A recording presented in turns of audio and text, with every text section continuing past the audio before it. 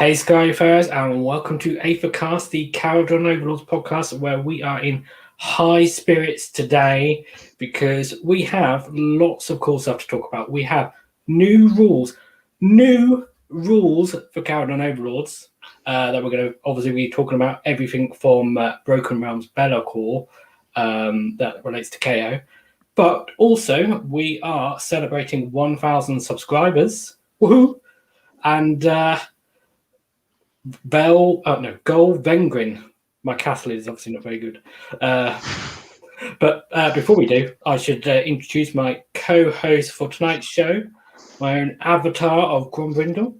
It is Dwarf and Max Bowman. Hi, Max. Hello, everyone. Welcome to the party. And maybe Kron will join us in a little bit if he wakes up. Because he was awake. So he was 6.5 hours ago. Yeah, he was partying hard 6 hours ago. So I don't know if he actually went to sleep or if he did. If he'll wake up, we'll see. Might be a surprise.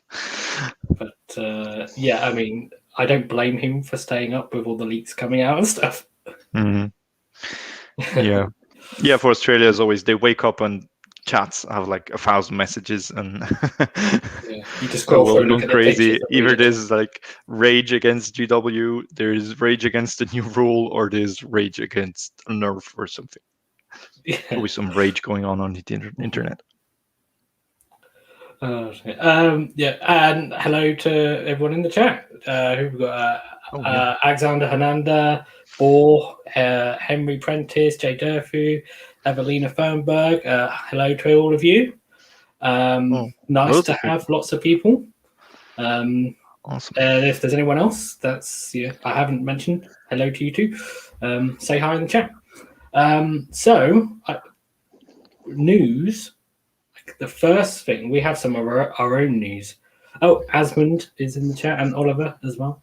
We have some of our own news as well as Games Workshop news. So the first one is we have a competition. Mm-hmm. So this is all thanks to Max, basically, because it's thanks to Brexit for screwing up delivery. So I ended up with two times the same shipment. Yeah. So to fully give you an idea of what we're giving away, the best thing to do is watch the video where Max reviewed this product, and then he shows what we're giving away in that. But basically, it's like the these trays, which all stack together, but none of the dice or tokens and stuff. No, those are mine. You don't get all of Max's stuff. But they're the only pictures I had Max's stuff in them. Yeah. What you get is Aethercast objective markers and a round dial CP victory point dial. That's also included. Yeah. And limited edition Aethercast objective markers. Yes. Because these are the only ones that exist in the world. One set of two. Very limited edition. And you get this tray. They get this tray, don't they? Yeah, they get all the trays. So all the cutouts are there. If you wanted the tokens, you could order them. Yeah, you can order them through Pro Painted Studios, and you can even get your 15% off for ordering them with the Aethercast discount code. So Matthew from Pro Painted Studios was kind enough to offer us this as a prize, because obviously he in the end he paid for it because he had to send it twice, but he did not get refunded by the postal service because it showed up in the end after 2 months. And so he's giving that away, basically, not us. Very kind of from his part. And so make sure to check out the tokens. You can see I have them in black, but they're available in all colors you can imagine: pink, red, green. Yeah. Whatever suits your army. Lots of colors. So if you want to win this, then what you need to do, because we're celebrating Gold Vengrin, which is basically 4 years of Kharadron Overlords, we thought a nice thing to do is if you comment on this video, either your favorite Aethercast moment or your favorite Kharadron Overlords moment from the past year, give or take, time. I'm not going to be, well, that was a year and a day ago, so away. So, But obviously, try and at least keep it from this book. Don't go and say, "Oh, I loved it when we had stacking chemists and fun 20 mortars." Although that would be a very Dwarven thing to do, very nostalgic. Oh, back in the days, when the beer was better and Groby hit harder. Although to be honest, it will just be picked at random anyway. But yeah, so everyone that comments on this video that is a subscriber before the 9th of May, well, including the 9th of May, so by the end of the 9th of May, will be entered into the prize draw to see if they win this. But you will have to pay the postage, I'm afraid, because potentially wherever you are, that might be expensive. However, there's another way to enter. We have set up a thing called Ko-Fi or Coffee. I'm not sure how you're meant to pronounce it. I think it's coffee because it's about something to do with coffee. Yeah, it's meant to be. It's like Patreon, but not Patreon, basically. And the idea is that you can donate money to creative people like us. Buy us a coffee. Yes. Although I don't like coffee, so buy us a beer. Yes, and you can change it. It's funny on the thing. You can change it to say the thing that you buy them, but that's you have to pay for the premium version to do that. So I was going to change it to Aether Brew, but I couldn't. But yeah, if you donate on there, then you also get entered into the competition. So if you donate on there and comment on the video, you get entered twice, so you've got twice as much chance of winning. And if we get enough donations, well, any donations basically, we're put towards the postage for whoever does win. Yeah, basically what you donate on Ko-Fi, whatever it is, we'll use that to pay for postage. Yeah, so hopefully the person that wins won't have to pay postage. But yeah, depends where they are and how many donations there are. But yeah, so if you want to check that out at some point, it's just ko-fi.com/Aethercast. Link in the description. Yes, the link is in the description. Are we going to do the prize draw live?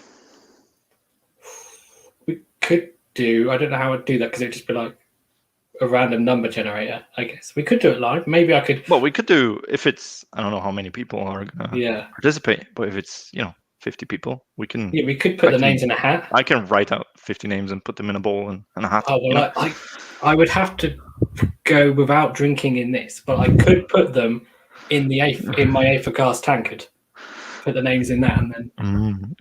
That could work. We could do that. Yeah. Or you could put them in your Aethercast dice tray. Yeah, I could. Or we could just throw a dice randomly. Yeah, if there's only 6 people, 66 people, we can roll a dice. But yeah, so that is a thing. Yep. So make sure to subscribe and comment. Yes. Yeah. The most important. Yeah. Commenting is free. We wanted to make sure it was at least free to enter because we got it for free. So yeah, you can do that. Okay, that's not the only other news for Aethercast though, because we have dice coming, and if you want to get dice, then pay us some money. Basically. To answer the question from the chat, Asmund, is comment on the video. You can either comment while the video is live or afterwards, but it's not in the live chat on the comment section. Yeah, so we can go back and read it. Yeah. And it's maximum 1 entry per type, so you can't comment 100 times on the video. You could, but I'd select the most cool comment of those 100. Yes. But back to the dice. So yeah, we are going to be selling these Kharadron Overlords styled Aethercast dice with the microphone and the cool headphones from our logo. But it's a pre-order because we haven't made the dice yet. These are just samples. So hopefully we're getting our pre-orders that it will be that we won't lose loads of money. Because if we don't get enough, then they will cost more. But no, I think we should. I'll take a couple. I will be having some myself. So thanks to popular demand from me, basically. Yes, I kept badgering. pestering. I kept badgering Lee. I want dice. I have this dice tray. I need dice. Where are Aethercast dice? I want them. So yeah, we're getting dice. Silver, gold, and I believe it's purple, black. Yeah, purple and black. So very pinky purple, but yeah, it is purple. And yeah, so they are also on the Ko-Fi link. So yeah, and that is live now. So, but yeah, don't leave the show. Carry on watching. You have up until the end of the 9th of May as well to pre-order. And if you pre-order dice, that also enters you into the competition because, why not? So potentially you could have 3 entries into the competition to win. Yeah, and it's £10 per 10 dice. We're not making money out of this. It's just to cover postage from the US to the various continents, and then from there we'll distribute them to the various people. So it's just covering our expenses. Yes. It's just something. It's a one-off thing we want to do. Give out some dice, and mostly we want them as well. Yes, but we want our own dice. If we get enough other people to do it, it makes it cheaper for ourselves. So the other key things is they're 16mm dice, so they're nice big ones. The logo is on the 6, which I know is very important to lots of people. So that's that. And it's a pre-order for the 9th of May, but the 9th of May is then when I will place the order with Chessex dice. And then they will take 5 weeks from then for them to make them. Then they've got to ship them to Matt. Who's very kindly going to then sort them out in America for us, and ship them to anyone in America and send them to us in like Europe or the UK or Australia. And then, so it's going to take another 1 to 2 weeks after that for you to get your dice if you pre-order. It is especially nice of Matt because we know he has a history of encounters with his local post offices trying to send bits and miniatures and stuff. It's not always easy on him. He's moved since the dodgy encounters with the post office. He's moved, so he has a new local post office. So he needs to get them on side. Yeah, hopefully they don't have like a picture of his up on the wall, like wanted nationwide. Yeah. No. So he's very kind doing that, sending him out, and then I'll sort out. I think Europe, and you'll sort out UK. Yes. Kron will take off. If you're in Northern Ireland, Australia. Then I don't know how that will work. I'll have to figure that out. Northern Ireland, I guess, will be. We'll send a ship. I don't know. We'll swim there. I'll walk there. I don't know. I guess that will still come into probably UK. Cheaper. I'm sure the Royal Mail must be going there, so it'll probably be cheaper for me to do it. We can ask Dave. I mean, doesn't he work for the postal services? Yeah, he does. Over there somewhere. Maybe he can just take them on the van for us. Drive all over them. Yeah. So postage is a little bit steep, I'm afraid, but that's just because it is expensive to send stuff all over the world. If your postal location is not there, send us a message, info.aethercast@gmail.com, or if you're on WhatsApp or whatever, or Discord, do it on there, or Facebook Messenger, whatever. And then we can see if we can work out a price for you. But I've done the ones where I know people have already said, "Oh, I'm interested in Aethercast dice." So I've got a few different locations on there already. We'll figure something out. But yeah, if you're in Timbuktu, it will be expensive postage, I'm afraid. But yeah, that's Aethercast dice. That's all the promotional stuff. Yes, let's get into the interesting part. Let's talk about some of just the general Broken Realms news before we get to the KO stuff. Sure. So, have you seen the Ender spells?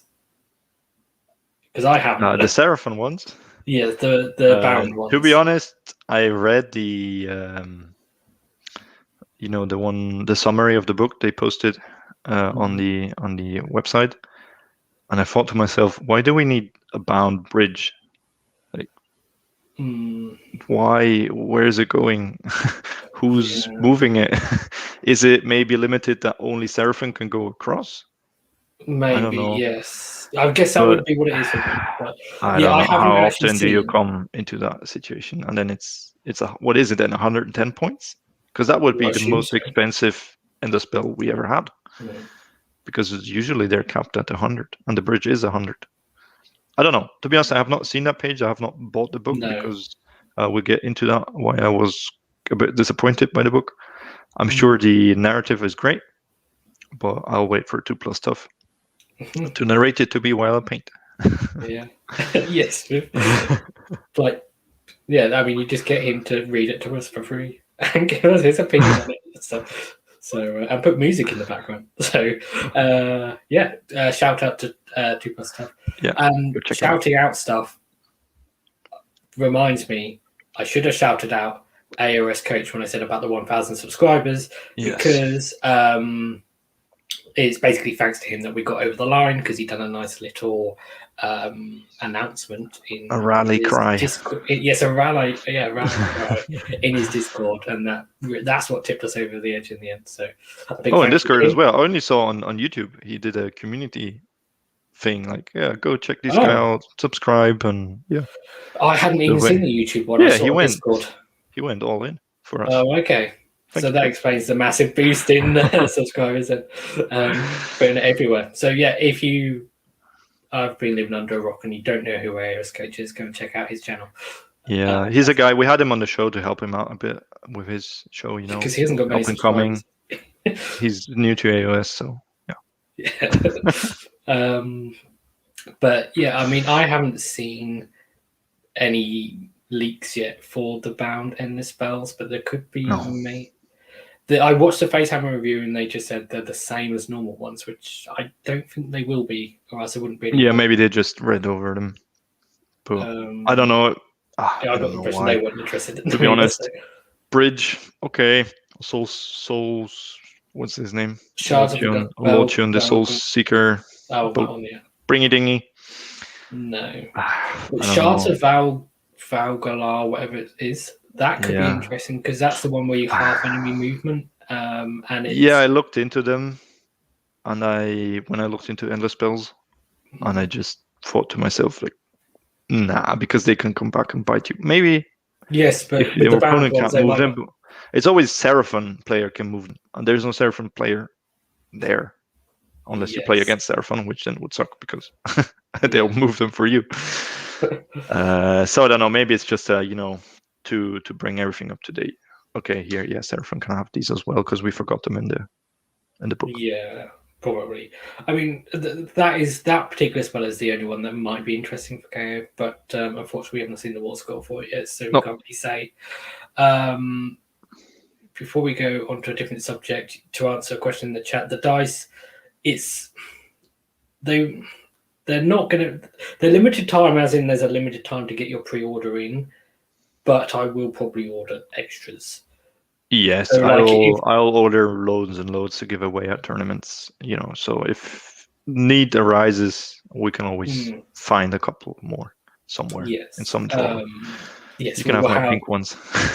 But if you like, there's a reason why the pre-order and the competition end on the same day, so you can get your pre-orders in, and then you also get entered into the competition, which is handy. But yeah, and then if there's enough demand in future, maybe we do more. Who knows? Yeah, usually dice. I mean, they produce one batch and that's it. We'll get some more just to have some more. But in the future, maybe we'll do a different logo. I don't know. Mm-hmm. Achromatic cells go burr is something. Yeah. I don't know how many people want. Polygon goes ratatatat. Just pew pew. Yeah, just pew pew. That's everything you need. Pew, pew. Both of those, like swords go burr and pew pew pew, we can sell to all the 40k guys.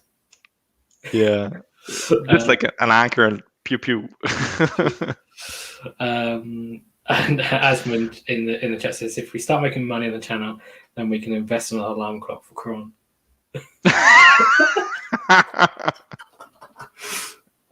We need to do like a Big Brother camera in his room, like a horn, a boat horn goes up, like a big tanker horn, like Like goes a off. night vision camera we can like remotely activate and just. No, we just switch on all the lights remotely. like a big ship horn just blows. And he doesn't even need to I'd wake pay up. money to see that, He honestly. doesn't need to wake up. He can just like be in the bottom corner of the screen, like and just a picture of his head on a pillow. And then if he snores, we'll mute him. It's the cron cam. Yeah, the cron cam. Good idea. We'll look into it. Yeah. So, and then general stuff, Bellacore. Bellacore. A lot of points. A big model. Already sold out online, apparently. At least the site I looked today. Mm-hmm. I didn't order him. I'm not interested in Slaves to Darkness, but I don't know what's happening at GW currently. They seem to have some troubles. There had some weird politics communications going on with Cursed City sets. Apparently everything's gone from the shop. Every info, anything, all the replies to people on social media has vanished.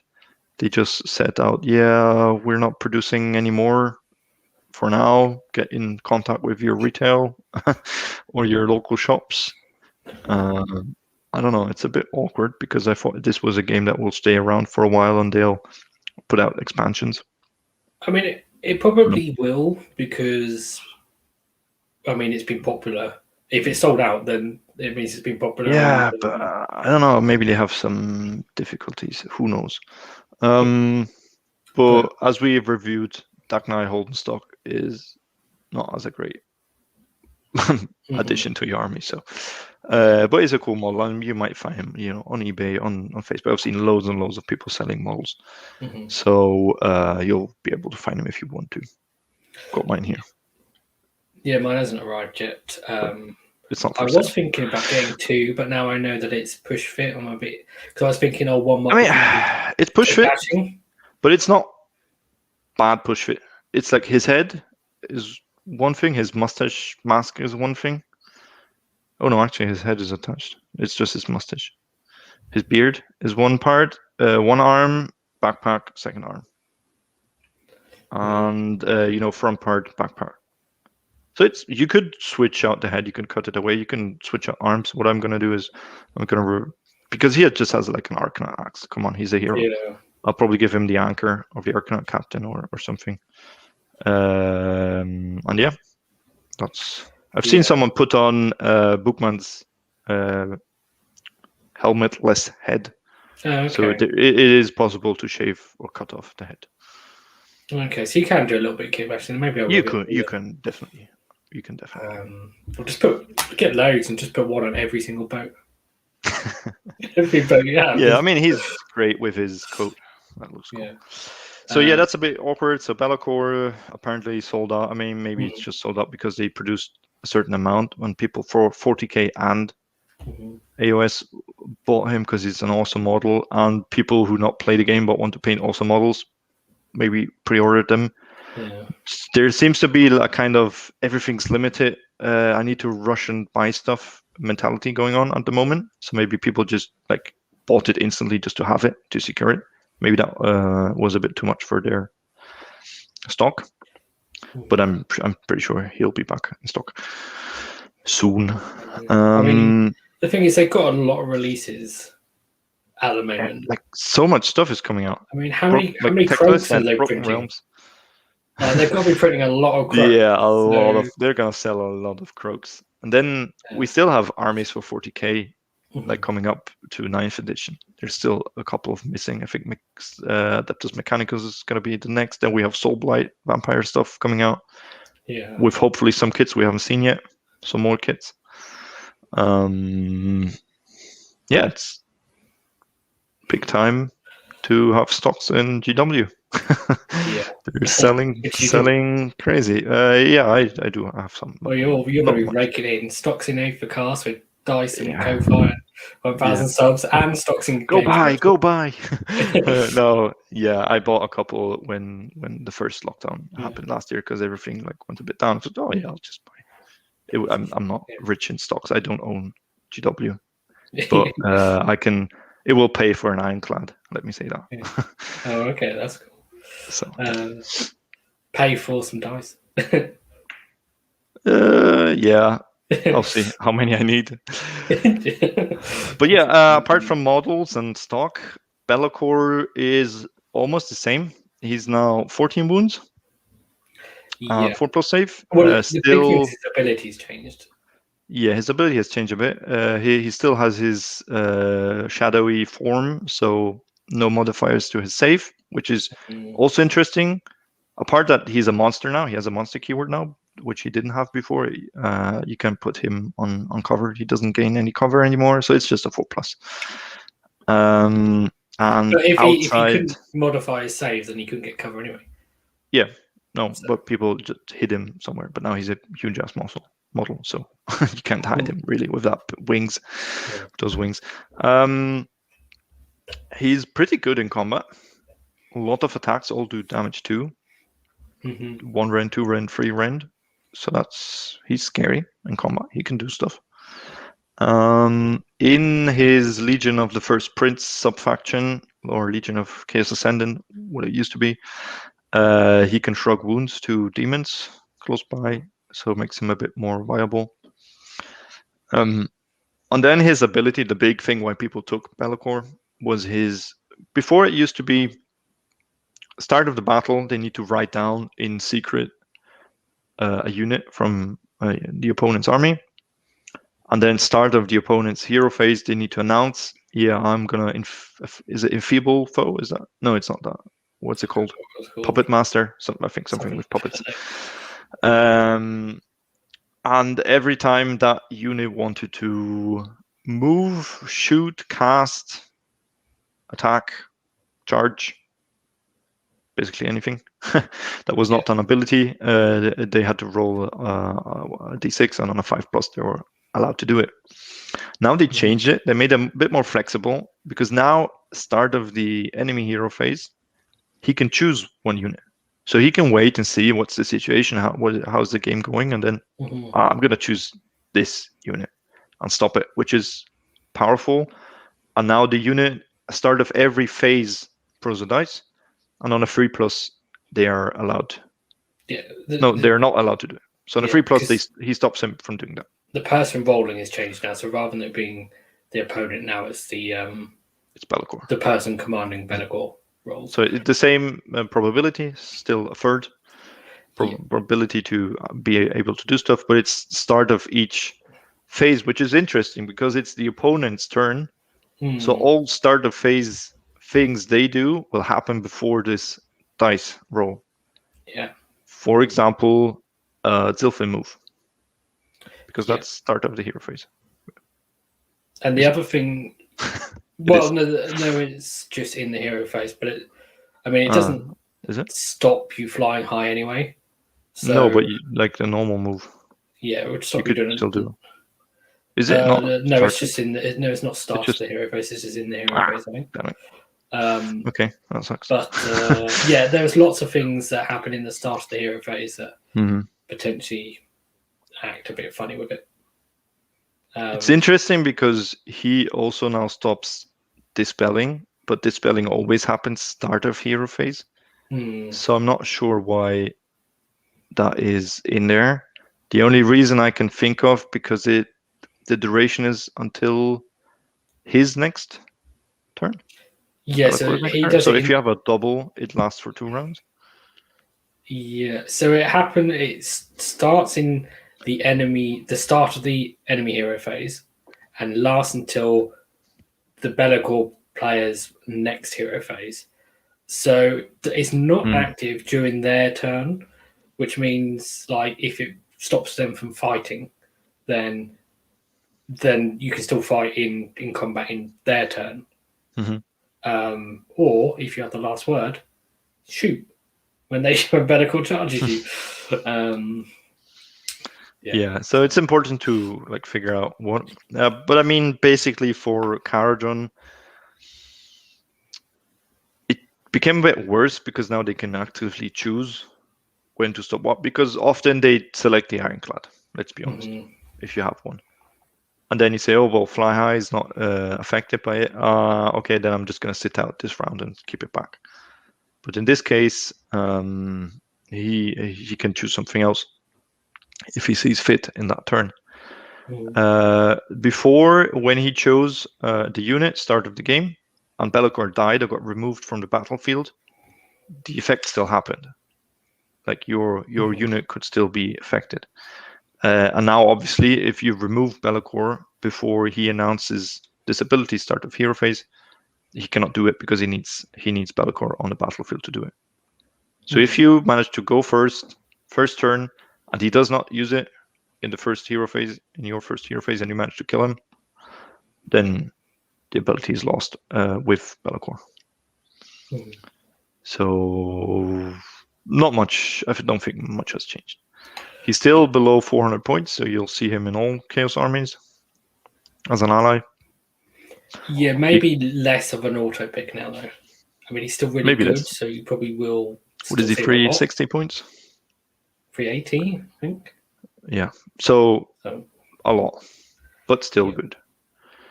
And he has one spell, I think, that reduces wound rolls by 1.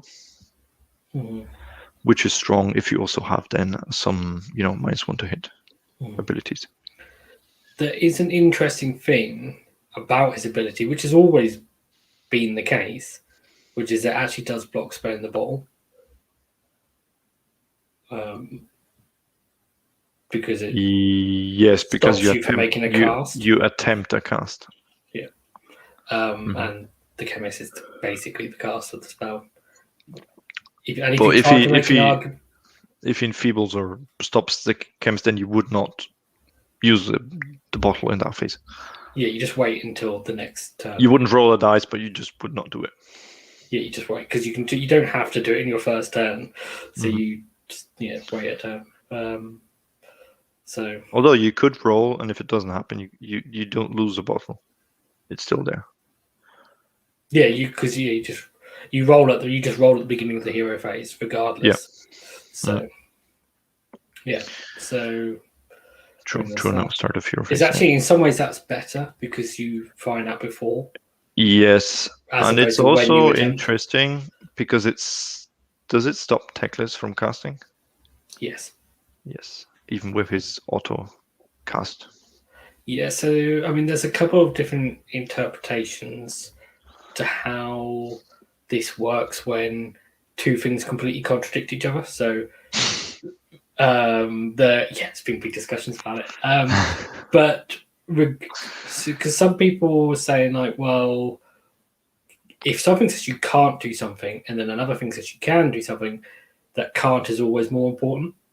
For instance, if you can't retreat, and then an ability says, like Fangs of Sotek, you can retreat when you get charged, then you still can't do it because you can't retreat.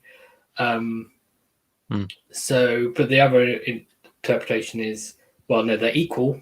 So it's like the activation wars, whichever applies latest basically wins. But in either case, with Teclis, because his ability is start of the hero phase, he would have to use it first, because if things happen at the start of the hero phase, then the player whose turn it is has to do all their stuff first. So he would do it first, then Be'lakor would go, and therefore stop him from doing it, because Teclis' ability happens at the start of the hero phase, which is when you declare what you're going to do, but it doesn't. You still do your casting attempts late, like after the start of the hero so phase. you announce, I'm going to do 4 casts. Yeah. Then Be'lakor stops you doing it, and then you can't do it. Yeah, basically. Okay. Well, who cares about Teclis? Yeah. Or you take the other interpretation, which is just you can't cast, so it doesn't matter. It doesn't matter. The timing doesn't matter in the other interpretation. So Be'lakor. We have Be'lakor and him, his War Scroll. Go check it out. I think you can see it on the store page when you can go to the download section. You can see the War Scroll. The Legion of Chaos Ascendant rules are almost identical to the ones from Wrath of the Everchosen from a year ago, more than a year ago. So it's just a copy of paste, and a long copy of paste. I think they lost 2 spells in Spell War. That's basically it. Just And I assume that's okay. And it was what was FAQ'd in that? It was actually just a Gaunt Summoner, wasn't it? With all the summoning. Yeah, they had the Grand Summoner, and they could not summon 10 pinks because 10 pinks obviously gave you.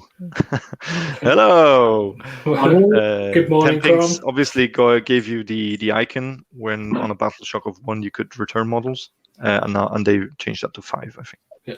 Which don't get that icon. I like the way he's driving and just left straight away. We need that Kron cam. Oh, he's probably got to get his headphones. That's him. That's Chaos. Then we had some maybe interesting for Kharadron Fire Slayers because we can ally them.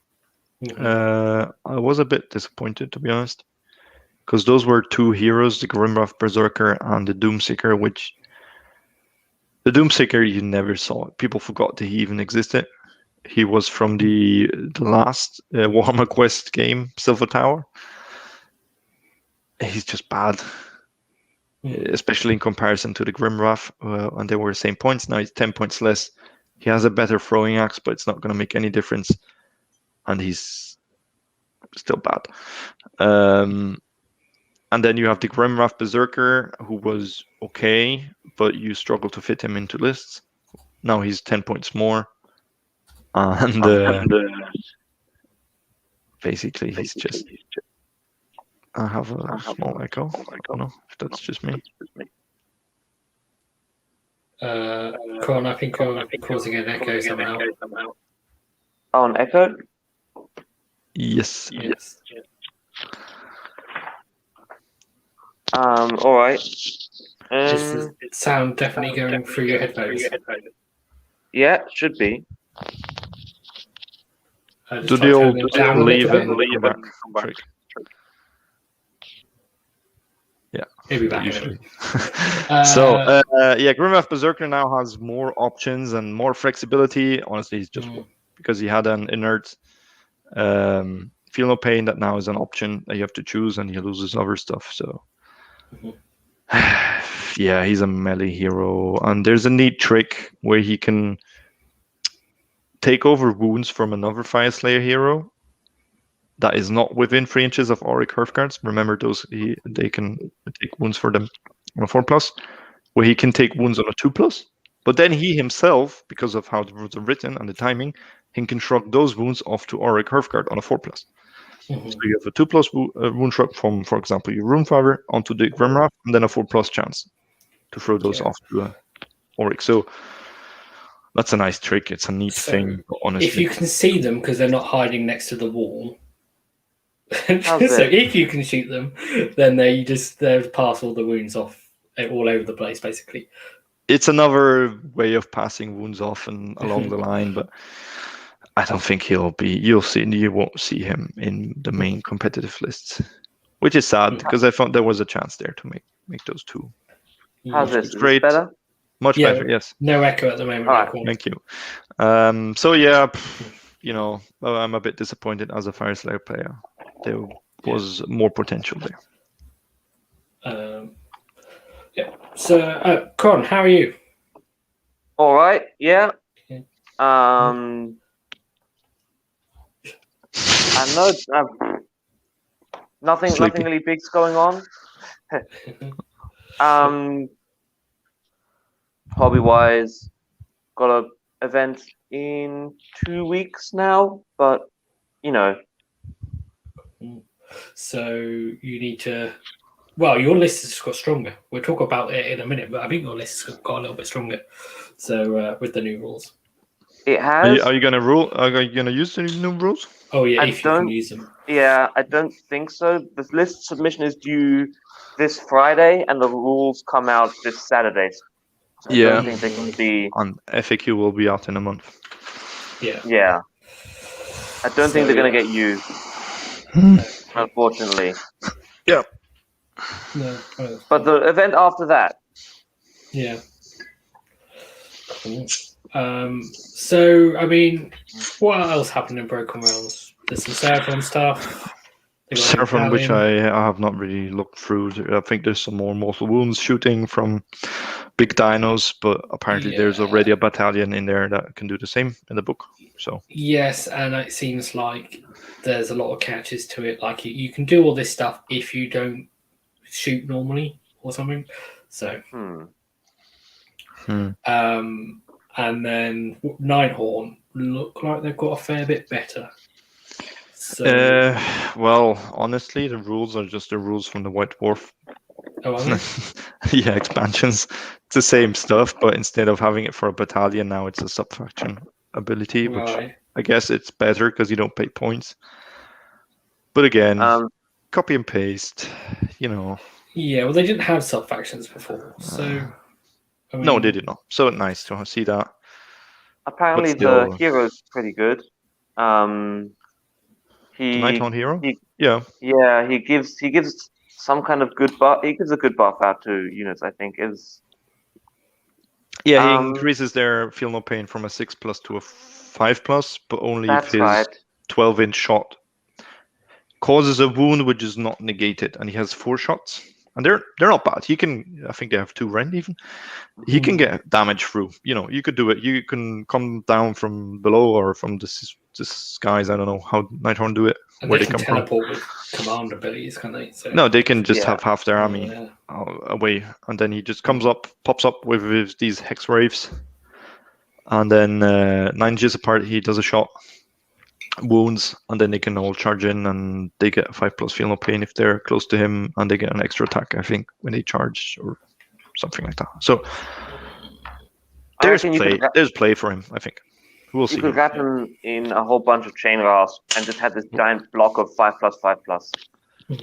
Yes, for example. Yeah. And of course, what being is it? ethereal. 12-inch? Yeah. Wholly within 12, I think. You could get a full squad of 40 in there. Yeah, they're on 25 mil. Yeah, definitely. But it's the same as before. Nighthorn, they stand and die with their heroes. They do. Yeah. Which is cool. No hero, new rules, or newish rules. So, and then in other news, there was a KO story in White Dwarf. Yes. Have you read it yet, Max? In the White Dwarf, not. You mean the latest one? No, because I'm still waiting for my White Dwarf. So there was a Broken Realms Kharadron Overlords story as well. There is, yeah. Yes, which is, I think, just it's like halfway through the Broken Realms Techless story, which is all, elf propaganda. Yeah, it's basically Imoda, or whatever her name is, the female admiral from Broken Realms Techless. She's in the bar, she's a bit drunk and having a bit of an argument, so she leaves, gets attacked by a vampire, and is saved by elves.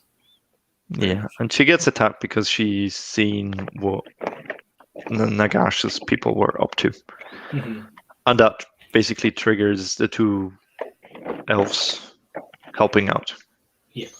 The interesting thing in that one was the talk about everything that sort of happened before. Because I think some of it must have been referencing, the Necroquake and stuff. And that was quite interesting to see how they talked about that. And the Wazoks for Mornar. Yeah. Gaining seats on the Geldrad and, losing Ether gold streams and gaining streams. And, there's always, it was a bit about, there's stuff happening and turbulations, but we're still someone's profiting from it. Yeah. Which is the KO way. Do you want me to mention what happens in the White Dwarf story, or would you rather I didn't? You can mention it, but I'll just take off my headphones for a couple of minutes. Just signal me. Okay, so in the White Dwarf story for KO, and then don't listen now. If you don't want spoilers. So basically, there is an admiral that has a dreadnought style ship, but it's basically like he wasn't really an admiral. He just he was like a trawler. He didn't get picked up in any of the muster presses or anything to go into the Arkanauts. So but he did make his Okay. he was like good at making money basically. So basically, he had a fishing trawler type thing, or like an Aether trawler, and he just fitted a load of skyhooks to it and some extra armor and turned it into like a dreadnought ship bigger than an ironclad. And Okay. so he was running a little fleet, and he went into Olgu because he had found out about this shard basically, and he went and found this shard, and this all happens before the story. They have recovered this relic, and they're on their way trying to go back to the Realm Gate, and they get attacked by Marathi and loads of Daughters of Cain and Dark Elves. Yeah, and the story centers around basically a gun hauler pilot, and he is out on patrol when the attack happens, and his co-pilot, rather than his normal co-pilot, is a mysterious dwarf he's never met before. He's basically Grombrindle. And so they get separated from the rest of the battle and everything, and basically get lost in Olgu, which is a bit like being lost in space because they're surrounded in shadow and they can't tell which direction anything is because it's just darkness everywhere. They're running out of fuel, and Grindle's like, "I reckon we should go that way, mate." And he's like, "Well, you're not a navigator, you don't know." But in the end, he convinces him, and they go that way, and they make their way back to the lighthouse, which I assume must be a Zombek, although they just call it a lighthouse. Hang on, a Zombek? What's that? Yeah, they don't call it a Zombek there; they just call it a lighthouse. So, but I assume it's unless it is a normal lighthouse. But they find that, and then they use that to find where the fleet is. They get back to the fleet, and they crash land on this dreadnought. They crash land the gun hauler, and then when they sort of get out, pick themselves out of the wreckage, and the pilot just sees like his co-pilot that up until then he thought was just like a random KO guy is fighting Marathi. And like bantering with Marathi as well, like saying, "Oh, like you haven't aged well, love," type thing. Fighting her, and he's like, "Oh," and so then Grombrindle's like, "Oh, right, get to the captain, make sure that relic's safe," because Marathi's all like, "I want this relic back, or I want whatever you found," which I think is a shard of Cain, is what it is. So it could be important in her getting more power because most of the shards of Cain were found by Khorne and given to like his favorite bloodthirsters, but she had the Iron Heart of Cain, which is obviously really important. So another shard of Cain could make her more powerful, who knows, but she really wants that. So basically it ends. Sorry, go ahead. This must be something. They must be trying to do something with dwarves. Yeah, there must be something coming. Mm-hmm. But yeah, it just sort of ends with like they manage to get. No, it ends with like a cliffhanger. It ends with like a cliffhanger. They sort of the Grunstock pilot gets to the helm of the ship because no one's steering because they're just in chaos with this battle. You know, there's dragons. Marathi landed on the ship and was like on the deck of the ship fighting Grombrindle and managed to steer it in the right direction to go towards the lighthouse and the Realm Gate. And then it just sort of ends with like him explaining to the Admiral and some other guys like, "Oh yeah, we come back here. We saw Marathi, and yeah, I'm just steering us back to where we need to go. I know the course now." And they're like, "What? Marathi's here?" And then he's like, "Yeah." And then it's like, "But don't worry, because what's his? I can't remember the name of that. His fake name that he was using in the story. But it's like, don't worry, because he's fighting him." And they're like, "Who's that guy?" And then like, don't know. And he's just like, "Oh, you know, he's from Jonty's boat." And they're like, "Who's Jonty?" So there's like basically loads of dwarfs going around with on a boat that no one's. Obviously, it just means he probably just made up the boat that he comes from. But X-Files music starts playing. Yeah, it ends with a cliffhanger because you don't know if they get out of it or not. Okay. So that could be followed up in the next story, or in a Broken Realms maybe, or something. Who knows? It's got to be leading up to some Broken Realms, right? Yeah. I think Max is right. I mean, this is the 5th, or is it the 4th? Because there's 6 in this series, so it could be just like the last 2 are it's like a 2-parter. The last story, who knows? Let's get Max back. Yeah, let's bring him in. While he's putting his headphones on. So I can't believe Brock Johnson was making... Grungy this whole time. Yeah, Brock Johnson, Grungy the whole time. just. I mean, I know they want to sell this model, but I mean, oh hey Max, I didn't realize you were back. Yeah, making fun of me. Okay, let's just before we move on, let's catch up the chat. The people are saying they want female Dwarf models. Yeah, that would be cool. Yeah. Well, apparently in Broken Realms, there's something to do with dwarves in the new one in the Bellacore. I've just seen like spoilers and a very dear name to me, and then I deleted the message because I didn't. Well, that was what I wanted to know because Jay Durfer in the chat says, "Do you think Grungy?" Basically says, "Do you think Grungy will be KO or available to all Dwarden?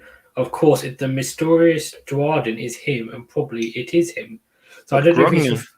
I don't know. No, Grogny is a god, and the mysterious dwarf is Grumbrindle, the white dwarf, which is the one from the magazine, and he is apparently the avatar of Grogny. Some say he's his child's, but sometimes in old stories, at least in Warm Fantasies, they appear side by side.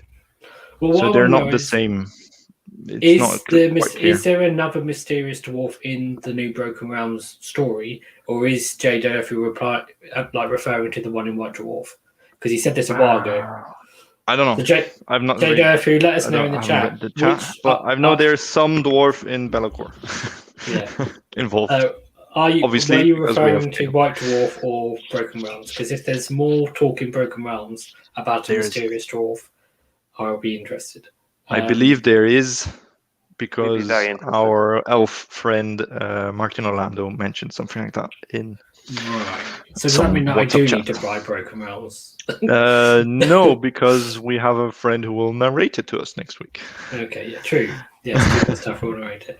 And he'll definitely go into some of those details. He's talking about Dwarden from Broken Realms, not White Dwarf. So in Broken Realms. Okay. Yeah, I'll be interested to see. Okay. My theory seems to catch, my theory of 6 short stories in White Dwarf, and now people appearing and stuff happening. And let's remember, Grumbrindle is the character in Warhammer history with the most models produced. Jay Durfo has just said in the chat that Bellacore is scared of him. Yeah, he should be. He should be. Well, Marathi was. Because, she is definitely, because she had some encounters with him before and she's scared. Maxie, the one thing I will say to you about the White Dwarf story is it ends on a cliffhanger. So I think. Makes sense because we still have 2 stories open. Yeah. So I think the next one might follow up on KO as well, potentially. Okay, cool. And then we have another one left. And we already had Dispossessed, we had Ironworld Arsenal, we had Fire Slayers, KO, another KO. Maybe we get one with... and I know we'll get one with Gotrek. Oh, of course. Yeah, we'll get one because that was in the background interview with the author in the first issue. He said that this wanderer will meet everyone's beloved grumpy, dwarf wandering the mortal realms, and that's obviously Gotrek. So they will have an encounter. Apparently, the dwarf in Broken Realms Bellacore doesn't have an axe. He has a pick and a hammer. Yeah. So it doesn't sound like he's Grumbrindle. No, Grumbrindle doesn't. Grumbrindle changes his appearance depending on what dwarden he meets. Yes, but he always has an axe. Every story's had an axe. Because every dwarf has an axe. Every proper dwarf carries an axe. It's not like Gotrek. Gotrek always has his rune axe, which he apparently lost in the end times. But dwarves can have hammers. Yeah. Dwarves can have hammers. But they always have some little hatchet. There's always an axe somewhere. So I wouldn't be too troubled by this. He doesn't have an axe because maybe he Okay. wants to appear as a miner, or I don't know. Yeah. Gromidal, he's he changes his appearance to whatever. But the most thing that always is the same is his white beard and white hair. That's iconic. He always has. Even the Fire Slayer guy had white hair. Yeah. Okay, let's move on because we're. Well, let's move on. 1 hour into the show. Let's get to the stuff that people actually want to hear about. Let's talk about what the stuff that people tune into for. So, Guild Triumphs is the first major thing. So the important thing is this is not copy pasted, but word for word what it says at the top of Guild Triumphs. If you have a Kharadron Overlords army, when you pick a Triumph, you can choose from the triumphs in the following tables in addition to any other triumphs you can choose from, which means that these triumphs don't replace the other triumphs. So you can still, re-roll all failed hits or all failed saves or whatever. And yes, at least not. But they haven't. What it doesn't save you from is if they remove the normal triumphs. Yeah. Yes, it doesn't. In AOS 3. AOS 3, yeah. Or it also doesn't strongly indicate that that's going to happen, does it? No, it indicates that there's other stuff available, but we know these books they have a short lifespan. Let's be honest. So these Guild Triumphs are all for heroes to use. So what they do is they mean that heroes that previously couldn't use their shares of Aether Gold very well can. Because, they have different options now. Yeah, because it's never been that useful to reroll all failed hits on a navigator or something. So the most important thing to remember here to take from this is the first half sentence. If you have a Kharadron Overlords army, if you do not, what are you doing with your life? Go out and get a Kharadron Overlords army. So this is a straight up buff. This is just a full on. We got better. Yeah, there's no downside. Is it super great? We'll get into this, but it's an additional option, which is always good. Yeah. So let's look at the first ones. I've split them up because there's ones for chemists, navigators, and Endrimasters, but nothing for the admiral. And how many for each? 2 for each. 2 for each because the contents page was wrong, Max. No. Okay, there's some background to this. There was a WhatsApp wager between me and Lee, and it wasn't a wager. I wager on your own. By and I was just talking, and you were like, I wager there's only 2 for each hero, and it's just the ones with guilds. So chemists, Endrimasters, and navigators, not admirals.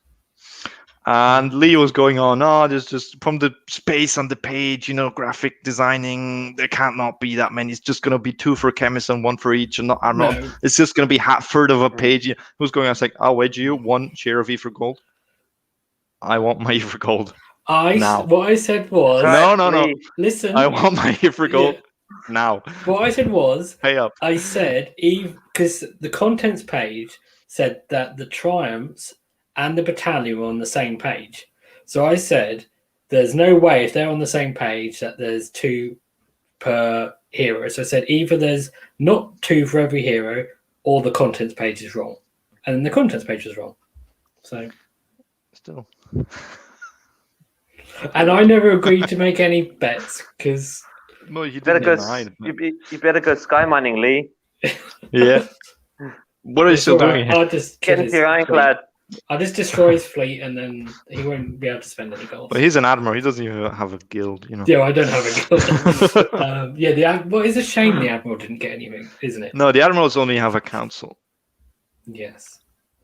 Well, let's get into the rules. So let's look at the first of all, the chemist one, which is probably you've all probably already seen it. So there's 2 different ones. One is basically lets the chemist use his Aetheric augmentation while he's inside a garrison, and if he does use it inside a garrison, he has to use it on a Skyfarer's unit that's inside the same garrison. Yes, so he doesn't need to. But if he's inside, he needs to use it on someone else inside. Yes, so if he's inside the ship, he can't use it on riggers basically outside. or units on another ship. There is something that was overlooked at first initially by people because it's 18 inches. So normally Aetheric augmentation is wholly within 12 inches. So it actually buffs the range as well. So it's a little buff to range and lets you use it in the ship. So letting you use it in the ship is probably the key thing. But a little buff to range is good. And it basically also says that if you have the Chemist Supreme command trait, you can still pick it works on that as well.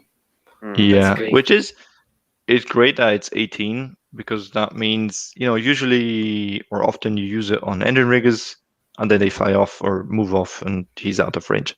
But now if he runs up behind him, he might still be in range, which is cool. Just an information for our viewers. If you were wondering where we got these super crisp, nice text here and not some potato cam, because Lee, for your viewing pleasure, typed down each single word of these rules in high quality. And if you find the two mistakes that I found so far, post them in the comments. But I've just highlighted one, so you can see in the comment. I didn't proof it. Like, I got called to dinner, and so I finished typing the last one. Obviously, there's no accusations here. I just want to highlight this. This is the effort that Lee puts into all these slides.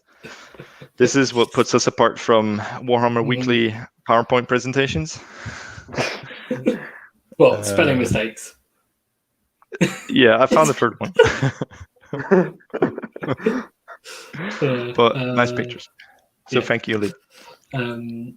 So there's that one, and then the other one is large caliber augmentation, which is once per battle when a friendly sky vessel that has an Aether Khemist in its garrison is picked to shoot, you can basically augmentate its weapons to give it reroll once to wound on one missile weapon. I like that one. I found the fourth one. I mean, it lets you basically give you a reroll wound. Yeah, it's a reroll once to wound on a ship that you can do, which is cool. Now you can use Aetheric augmentation on the ship, but just one weapon profile, unfortunately. It saves your ether gold on the ship for more important things like reroll saves. But you give reroll wounds to an ironclad's carbines. Yeah, obviously that's the one you're going to choose. Yeah. Yeah, unless you want to play more than 12 inches away, in which case you do the or you play the volley gun. If you're using the volley gun. How many times do you know how many times I've rolled a 1 to wound with that bloody cannon? Oh, it hits! Sweet, let's see what it does. 1. Yeah, usually. So it's cool, especially if the chemist is inside the boat, he doesn't need the reroll saves. And if you're using it in the Zilfin pre-move spell in a bottle shenanigans, after he delivered that bottle, what use is he? Let's be honest. So that's cool. I like it. Interesting is that because Aetheric augmentation happens in the hero phase, these also happen in the hero phase, which saves you. Basically, you get a bonus for shooting and melee in a later phase, but you spend the gold in the hero phase, which allows you to spend another gold in the combat or shooting phase. Yes, so a couple of things about that. So if he's augmenting a unit, then say you could give Thunderers reroll once to wound while they're inside a ship, and then they can spend their own gold to reroll all failed hits. In the shooting phase.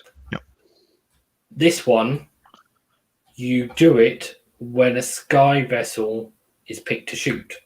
So this one happens in the shooting phase, which means you couldn't stack this one. Yeah, yes, correct. So, and it's so that one is, I mean, with your sky vessels, you want to probably be saving gold for save rolls, as Con said.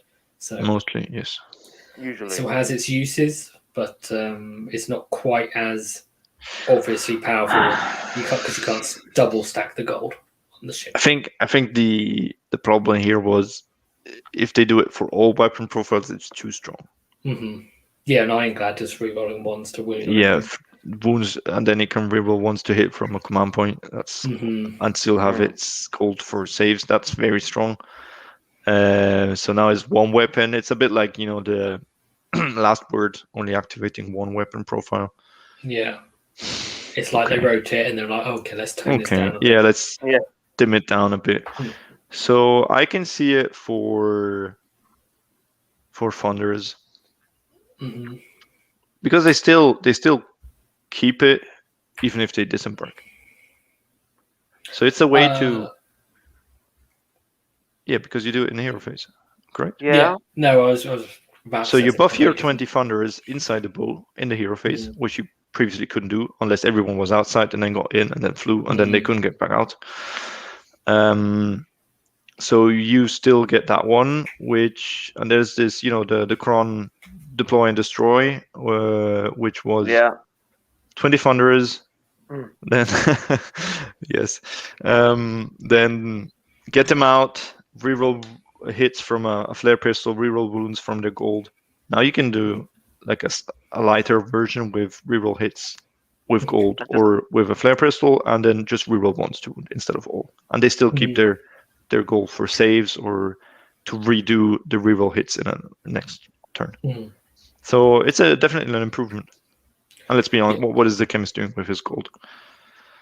No. Yeah, basically. Anyway. I mean, a chemist, if you can get him within 9 inches, and him re-rolling all failed hits on his 3d6 yes, that's often what you do, but it's not going to change the game. It helps. That's often what I do, yes. But again, then he needs to spend his gold in the shooting phase where you might want to do it with someone else. Yeah. And this is just because who's going to spend gold in the hero phase? No one. Because there's no triumph for that. So it's not anymore. No. Yep. Cool. Yeah. No, I like it. Yep. Definitely another option. Yep, it's cool. You can play around this. You can plan around this. Great. Yeah, a couple of things. So you mentioned the last word. Yes. So you could use it on the last word. Yes, because you activate it when shooting. Yes. So when they pick to shoot, so basically the Ironclads pick to shoot then, and and it's only one missile weapon for both, so it's not like you're wasting it. Because if it was all missile weapons, then on the last word you'd feel like you were wasting it a bit. Yes, no, that's a good. If you see, someone's charging me, and I really need to be done with them. Just spend the gold. You can first you shoot them with the cannon with 3 or 1s to wound, and then later on when they kill your boat, it gets even better. Yeah, we'll get to that. We'll get to that one. That's the one I was always asking myself, why is that not a thing? I'm excited. And then the other thing is this is just really good for Zilfin, because in Zilfin you can't really start on the table. You have to start the funders in the boat because you want to hero phase move them. Yeah, because when you want to deploy them first turn. If you want to deploy them first. So it really helps Zilfin there, because in all the other Skyports you could start on the table and buff them, then get in the boat.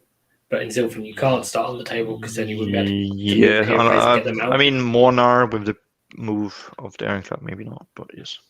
Yeah. So that's definitely cool. I like it. A big buff for Kron's. Finally, we can. Yeah, the 20 Thunder build. Maybe I'll get that back out to the drawer. To answer questions from the chat, it would stack with Escort Wing. And as Max mentioned, Flare Pistol. And Henry, no, you don't need to apologise. It is a running theme of Aethercast that there are typos. So it's like a running game. And actually, I should have mentioned earlier, I meant to say as like a joke that when you're commenting to enter the competition, you can, by all means, pick your favourite typo from Aethercast as your favourite Aethercast moment. That was my pick. Obviously, I'm not going to enter the competition, but I remember Arkanthoughts very dearly. Arkanthoughts, yes. The Arkanthoughts. Yes, I think my favourite is the whole Barak Urbaz show where every list said Barak Nar at the top. Yeah, at the top, yeah. Fond memories. And hi to Daniel in the chat, he's just joined us. Let's move on to Navigators. So, Navigator ones. Let me check. Oh, yes, it's Daniel. So, the first one from the Navigator is basically you can re-roll dispel. There's a typo there. Dispel and unbinding attempts. Dispel.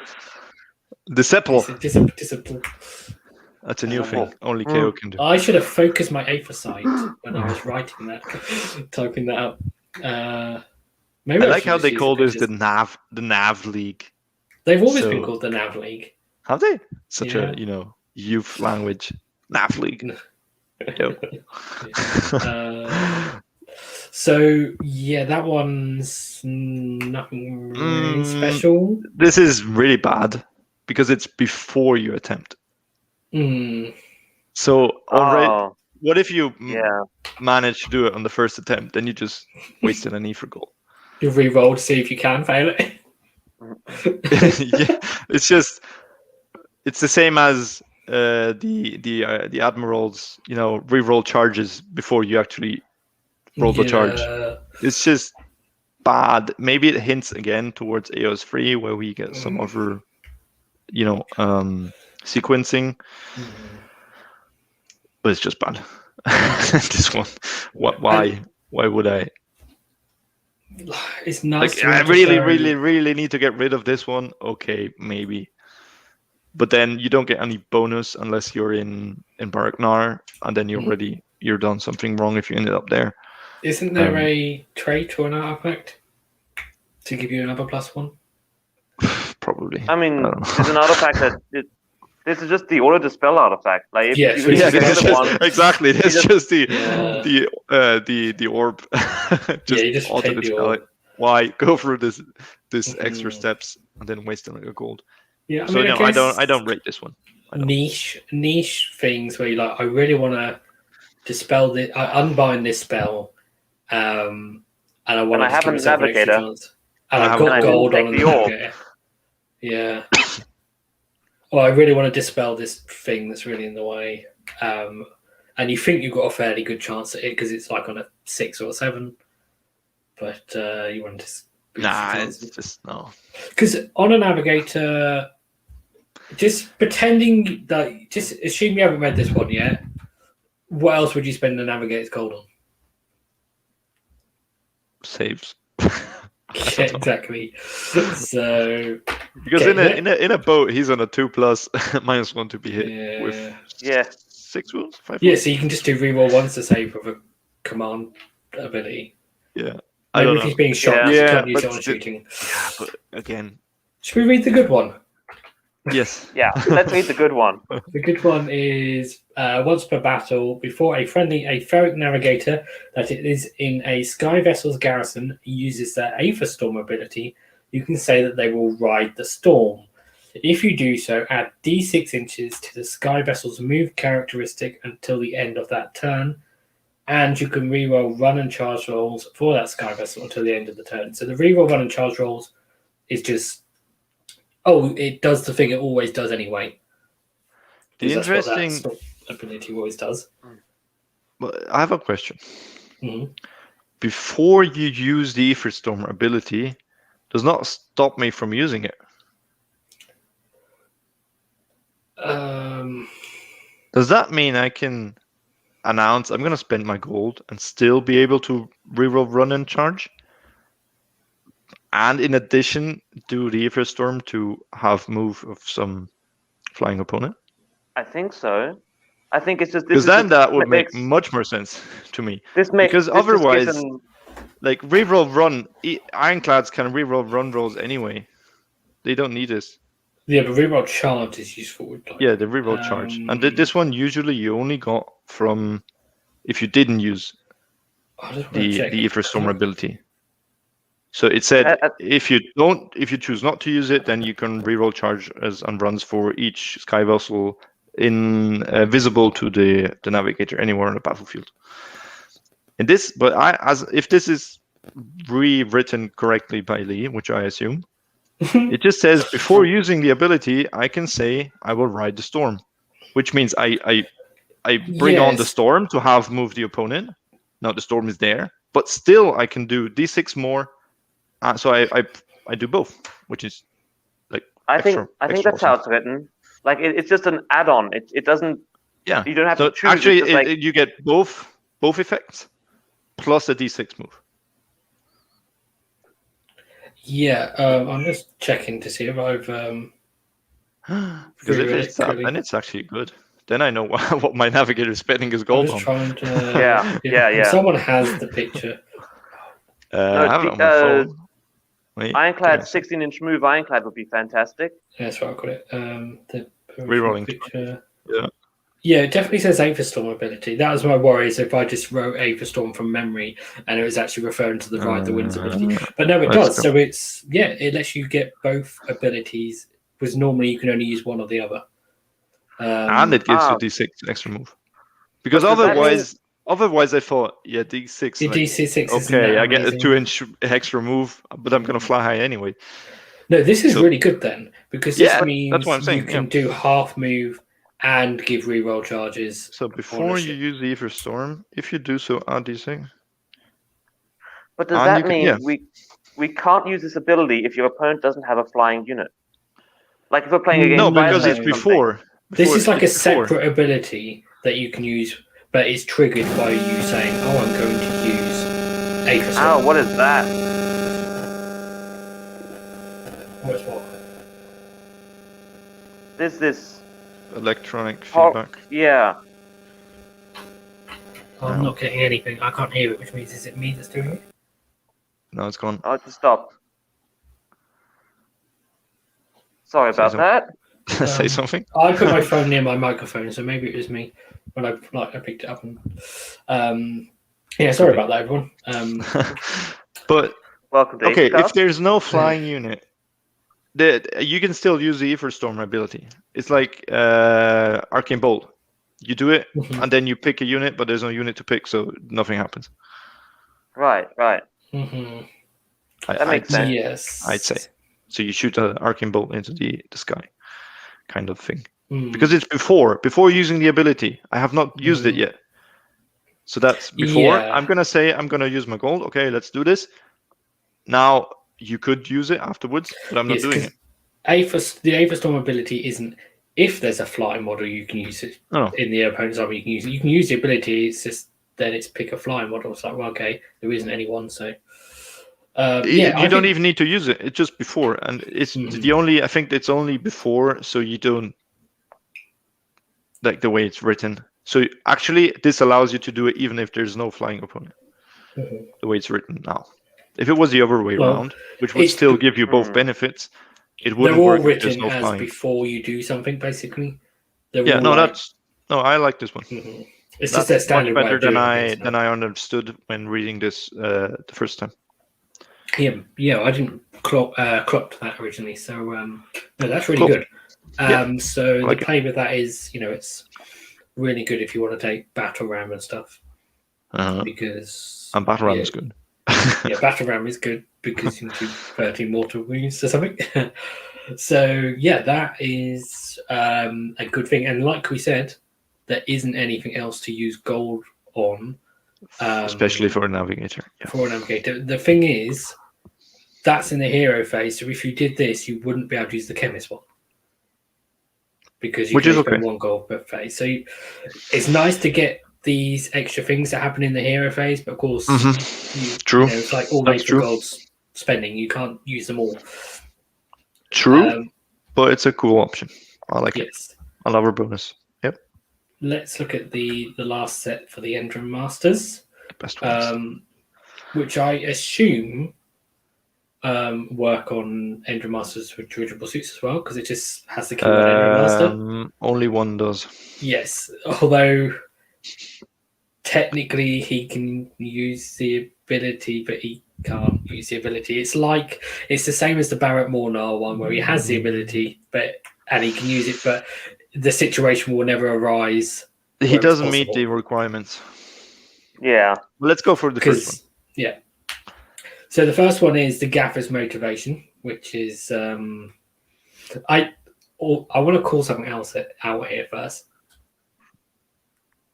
That is not a typo. I haven't put motivate in like little marks there. That's from Games Workshop. So they are indicating there that the way he motivates his apprentices is probably not very nice.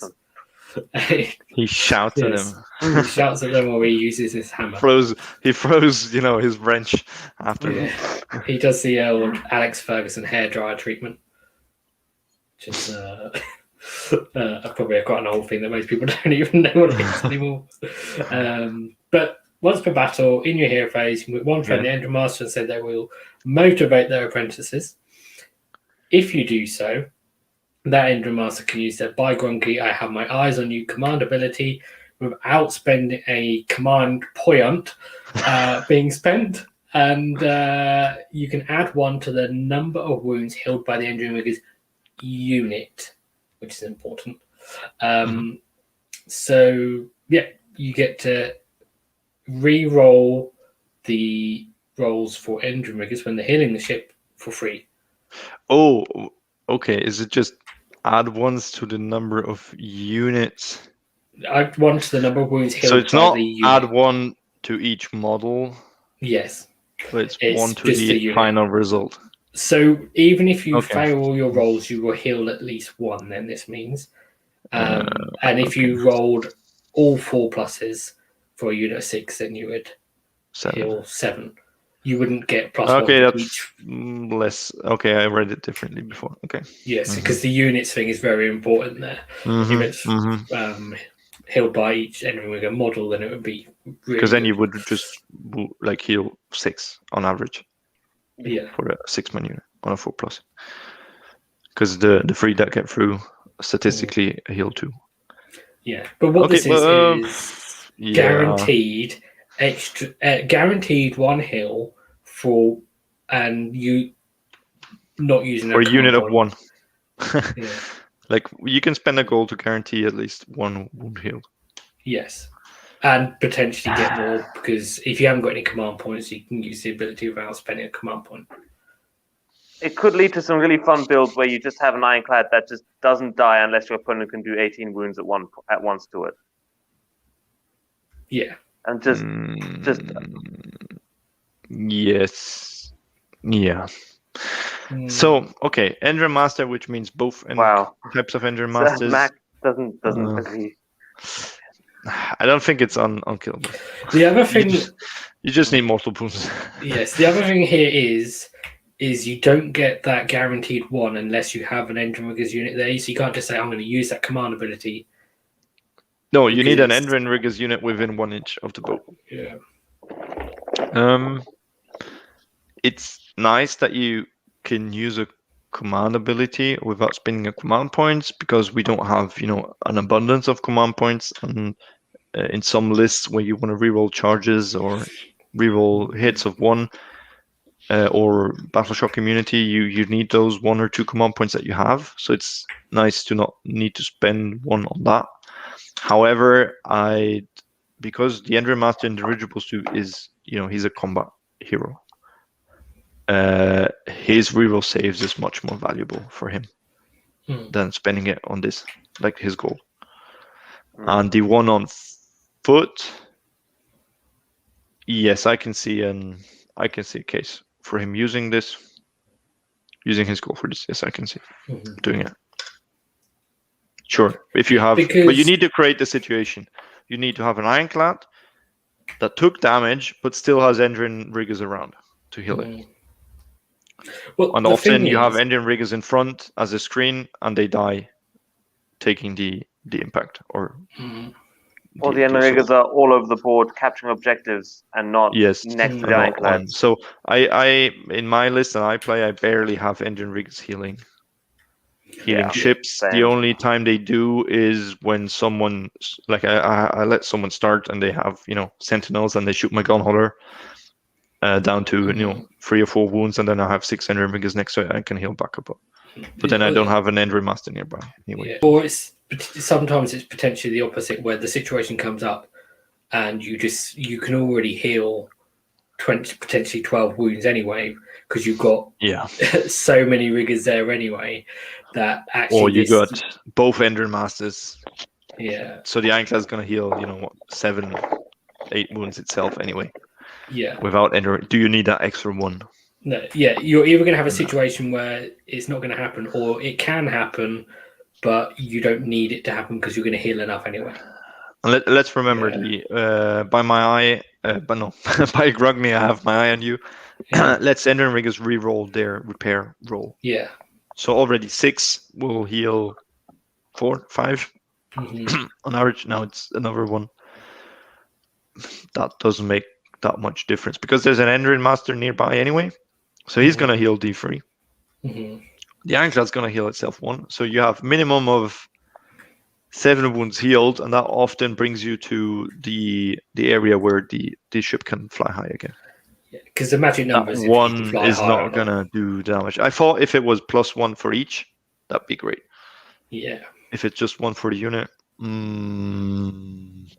it's just a case of I have nothing else to spend gold on in the hero phase, and now we have different things to spend gold on in the hero phase, and I don't have a command point.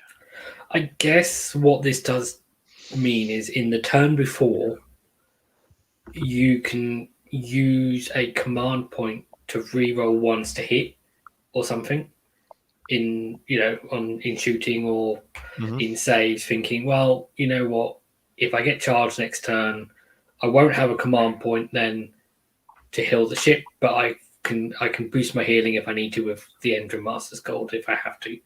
Like you don't have to think, I might save that gold. Not the gold, the command ability. You're getting a command point anyway, start of the turn. Oh yeah, good point.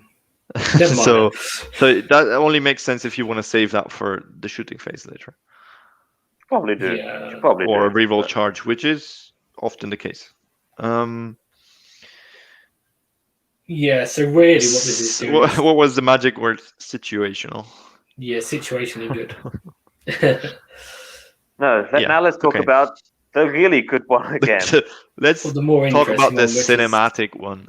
This is the one that we alluded to, that the dirigible suit guy, he gets this ability, but you can only use it if you're in a garrison of a ship, so he can't use it, basically. So once per battle, if the Endrimaster is in the garrison of a ship when the ship is destroyed, before you roll for any of the models to see if they die, you can use this ability, which is you blow up the magazine for the guns, so you blow up all the bullets.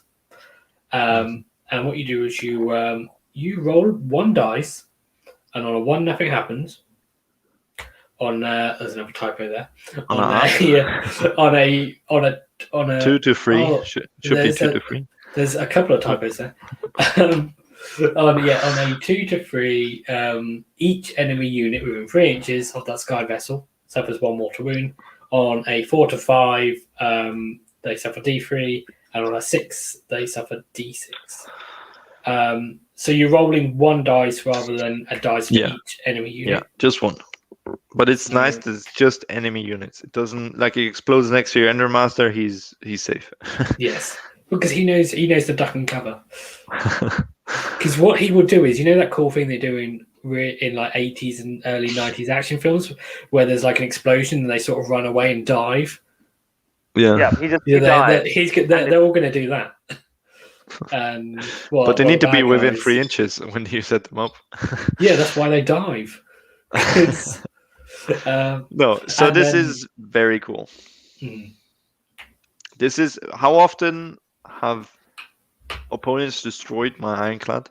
Not often, let's be honest, but it has happened. And then asked me, so what happens? Does it explode like a tank in 40k? Like, nah, it just crashes down from the sky and that's it. Yeah, it just disappears. So this is very cool. So there's a lot of ifs. If you find yourself in the situation that you get surrounded, which you should try to avoid, and you have a garrison inside, and your Ironclad dies, this is a cool thing to do. Well, not just Ironclads. No, not just Ironclads, but garrisonal. And let's be honest, the frigate's always going to have like a 10-man unit, because if it's the hero in there as well, then he can't fly high. And so I'm talking about Ironclads mostly. So this is cool. So you're gonna you managed to surround me and kill it, but I'm gonna take a couple of you down with me. Mostly it's going to be 1 or 2 units surrounding you, not that many. And it's just 1 die. If you roll a 1, bad luck. So you're going to do, I mean, 4 D3 mortal wounds is okay. It's like another round of bombs to everyone. If you roll a 6, obviously that's cool. It'd be really annoying if you rolled a 1. The thing is, if you're surrounded and the ship dies, the Endrimaster is not. You can't set him up anyway. If there's no space, like within 3 inches, which often is the case because it's a very narrow window. He needs to be outside the 3 inches from enemy units, but wholly within 3 inches of the ship. And there's not much space to do that. So he's gonna be slain anyway because you cannot set him up after the ship went down. So you might as well just, and this happens mostly in the opponent's combat phase. Yeah, just pop that gold. Although you could have popped the ship's gold to reroll saves, and it was not enough, and the ship got slain anyway, then you cannot do this. So there's some limitations to this. But, it's the cinematic option. Yeah. They're not getting us. They're not getting the ship. Light the fuse, blow up the black powder reservoir. I mean, if you get to the point later in the game where the ship's already used all its gold, and then it gets destroyed, sure. There are some, or if you've got more than one ship, so you can. But then, if you have more than one ship, you still couldn't do it because you would have re-rolled saves on one of them. So, because of you're only spending 1 gold per phase thing. Yes, that doesn't help. You could, if you wanted to, build around it a little bit. Like you could almost, like you could just send a gun hauler straight in as like a gun hauler missile. Hammer boat that blows itself up. Yeah, that could be fun. It's a lot of points investment for that trick. Yeah, or you could do something with the last word, so you know that you're always going to be putting your ironclad in harm's way. But if eventually it does get destroyed, then it blows up as well. So if I charge you, I get shot, and then if I destroy you, I get blown up. You should try to avoid being blown up. I mean, Archean charges your ironclad, or not. Maybe Archean is a bad example because he has a mortal wound stroke. But some big guy charges a single model charges your ironclad, destroys it. You can still maybe do that 1 or 2 mortal wounds back, but you need to kill him off, take him down with you. Yeah, the thing is most of the time this is going to be 1 mortal wound or D3 mortal wounds, which actually D3 mortal wounds quite often is 1 mortal wound. So often, yes. It's actually not going to do that much damage. Like the fact that it could do up to D6 is nice, but that's not going to happen very often. Only on a 6, so yeah. And even a D6 can be a 1. Yeah, exactly. So it's a 1 in 36 chance that you'll do 6 mortal wounds. So it's cool. It sounds cool, but maybe it's not that impactful. It's mostly that thing of you can't do it if you reroll your saves, and usually in combat phase, something's rerolling its saves. Mostly, yes, because that's the most powerful thing. I guess if the ship got destroyed by enemy spells, then but then you need anything to be within 3 inches too. Yeah, like if they're trying to be clever and say, I'm going to destroy your ship with my spells, that frees up my unit that's in combat, even in shooting. Yeah. So situational. It depends on how much. Yeah, situationally good. Yeah. One interesting thing about it is that if you do a few more wounds, it could give you more space for enemy to set up models in, because if they have to then take their wounds out. Yes, and that's true. Before you then roll your dice to see if anything survives. So then you might have more space to set your stuff up. You might then to set up a few heroes. Might be able to set up more survivors than you could usually. Yeah. Especially if your opponent's not clever about when they. What is our consensus for these triumphs? The Khemist ones are probably the most interesting.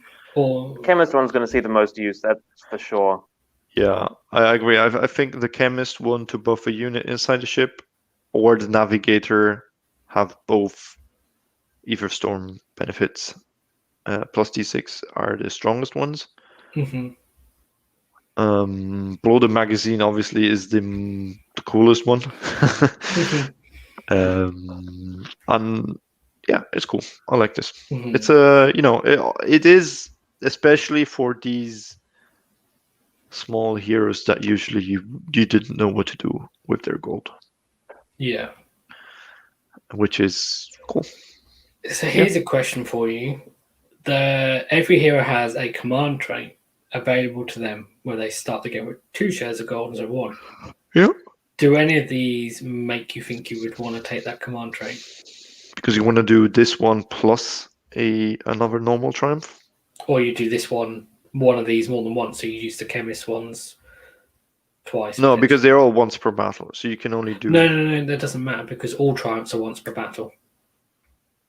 All the normal triumphs say once per battle, but we're not going around saying, "Oh, well, I've re-rolled ones to hit in shooting." Are you sure? Because I thought these were like this is you can spend your gold on one of these, but you can do it once per battle. That was and you can spend your gold on first. the other ones. How No, often? that's what I thought at first, but then I looked at the normal triumphs. Oh, but this is important to know that I can do this. Yeah, That because would be I cannot blow up a magazine twice. well, it's either that or They we've all been never using the get in normal that situation. triumphs wrong for the whole, like ever since KO came out, and that's probably why KO is overpowered. So I'm not sure about this because this is specific written for KO, and it still says once per battle when a friendly sky vessel has an Endrimaster in its garrison. Blah blah blah blah. This is maybe needs an FAQ or an answer. The thing but is, I am not 100% sure you could use this one twice. As a normal triumph that says once per battle. I understand, but the gold says it ignores some limitations, doesn't it? No. Doesn't our allegiance ability when you spend gold say something that you can just ignore other limitations or restrictions and just do what the triumph says? Have we been doing triumphs wrong this whole time? No, but I'm not sure. Because then Urbaz wouldn't have a point, would it? Why give yourself extra gold if you can't? Well, you could do different ones. Mm-hmm. Okay, now I'm curious. Let me check. Let's go. To our secret site where we have all the rules. Rules. Ether gold. Uncover the plot. Once per phase, you can say if you do so, and you can pick a triumph. It is eligible to use and immediately apply its effect to the unit. Ignore any restrictions on a triumph that say it can only be used once per battle if you pay to use it with a share of your gold. Oh, okay, nice. This still applies. Yeah, we're safe. Woohoo! Yeah, so you can do this multiple because times. you would get these triumphs if you were like under points as well. So if you're you can also take these with like points. Yes, because it's just whenever you use a triumph, basically. But how do I roll for? Let me go back to what it says. If you have a Kharadron, when you pick a triumph, you don't pick. In addition, does this mean that I have a 1970 points list? I roll for the normal ones, and then in addition, I can choose an extra one from this. If you have when you pick a triumph, because you getting better and better. Oh, I'd have to look at the normal triumphals because you don't really pick them; you roll. But you roll, but here you can pick by rolling. When you pick it, you can choose from the triumphs in the fall. You can choose, but choose means like selecting, not rolling. Maybe in 3rd edition you will be able to choose. Maybe this is a 3rd edition kind of thing. No, what I heard in 3rd edition, they're just going to be gone with the triumphs, and that's it. They're not going to be available anymore. But that's just my. I mean, if that's true, then another thing that these guild triumphs have is they're not going to be removed in 3rd edition. We're always going to have these. Yeah, I think that's the basic idea of these triumphs. Is this is starting to shift towards AOS 3.0. Where they're going to remove triumphs from our GHB or core book. And it was a stupid idea to start from having the allegiance ability of an army printed in another book that gets changed every year. That was just a stupid idea. Let's be honest. But okay, now they're trying to fix that. So if this is word per word the same text, the way I read it, if I have a Kharadron Overlords army, yes, check, I do. When you pick a triumph, which I do start of the game, if I have less points than my opponent's army list, you can choose from the triumphs in the following tables, in addition to any other triumphs you can choose from. And the GHB allows me to choose from the three I can roll for. The way that will be.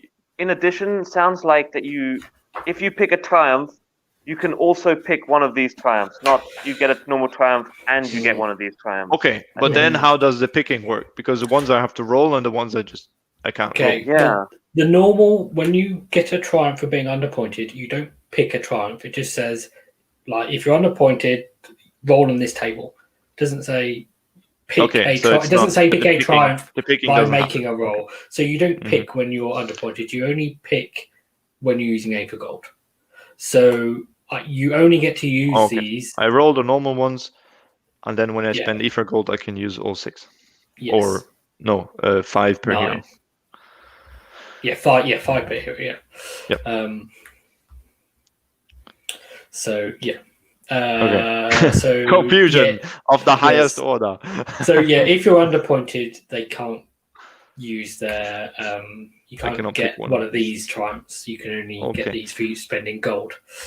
Back to your initial questions. Would I choose the wealthy trait to get extra gold to use 2 of these? I think the only one you ever consider is a chemist. And you'd rather go collector? But yeah, if I'm giving a chemist a trait, it's going to be collector so I can have another artifact. Yeah, because if you get another artifact, you can play a pistol, which is far more powerful than the chemist using his reroll once to augmentation. Yeah. Or because in Urbaz, he gets the supreme chemist stuff. In Zilfin, often you might want to use the collector or in other armies. So the chemist, not wealthy. Am I gonna use? I think wealthy is one of the more boring traits you could choose for any hero. No, to answer your question, I would not. No, it would not incentivize me to get gold or to give Urbaz gold to a hero. It would just be I want to keep the hero safe, so here's an extra gold for reroll saves, and you can use your gold for your ability here. But number one receiver of extra gold is always the ship. Yeah, and then the Thunders. Or like a 6-man or 9-man unit. If that's party for me, yeah. Okay, next question. From a list building perspective, does this change your thinking much? I mean, yeah. Yeah, go ahead, Alex. I don't think I'd build my list any different. I just means that when the list is. Yeah. Oh, I mean, this whole book has made my list stronger. Be'lakor has made my list stronger. Because Be'lakor used to be a giant pain in the ass. Just shutting down the Thunderers or the Ironclad, and he was in every single Chaos list. Now he's at the level where you have to build a list around Be'lakor.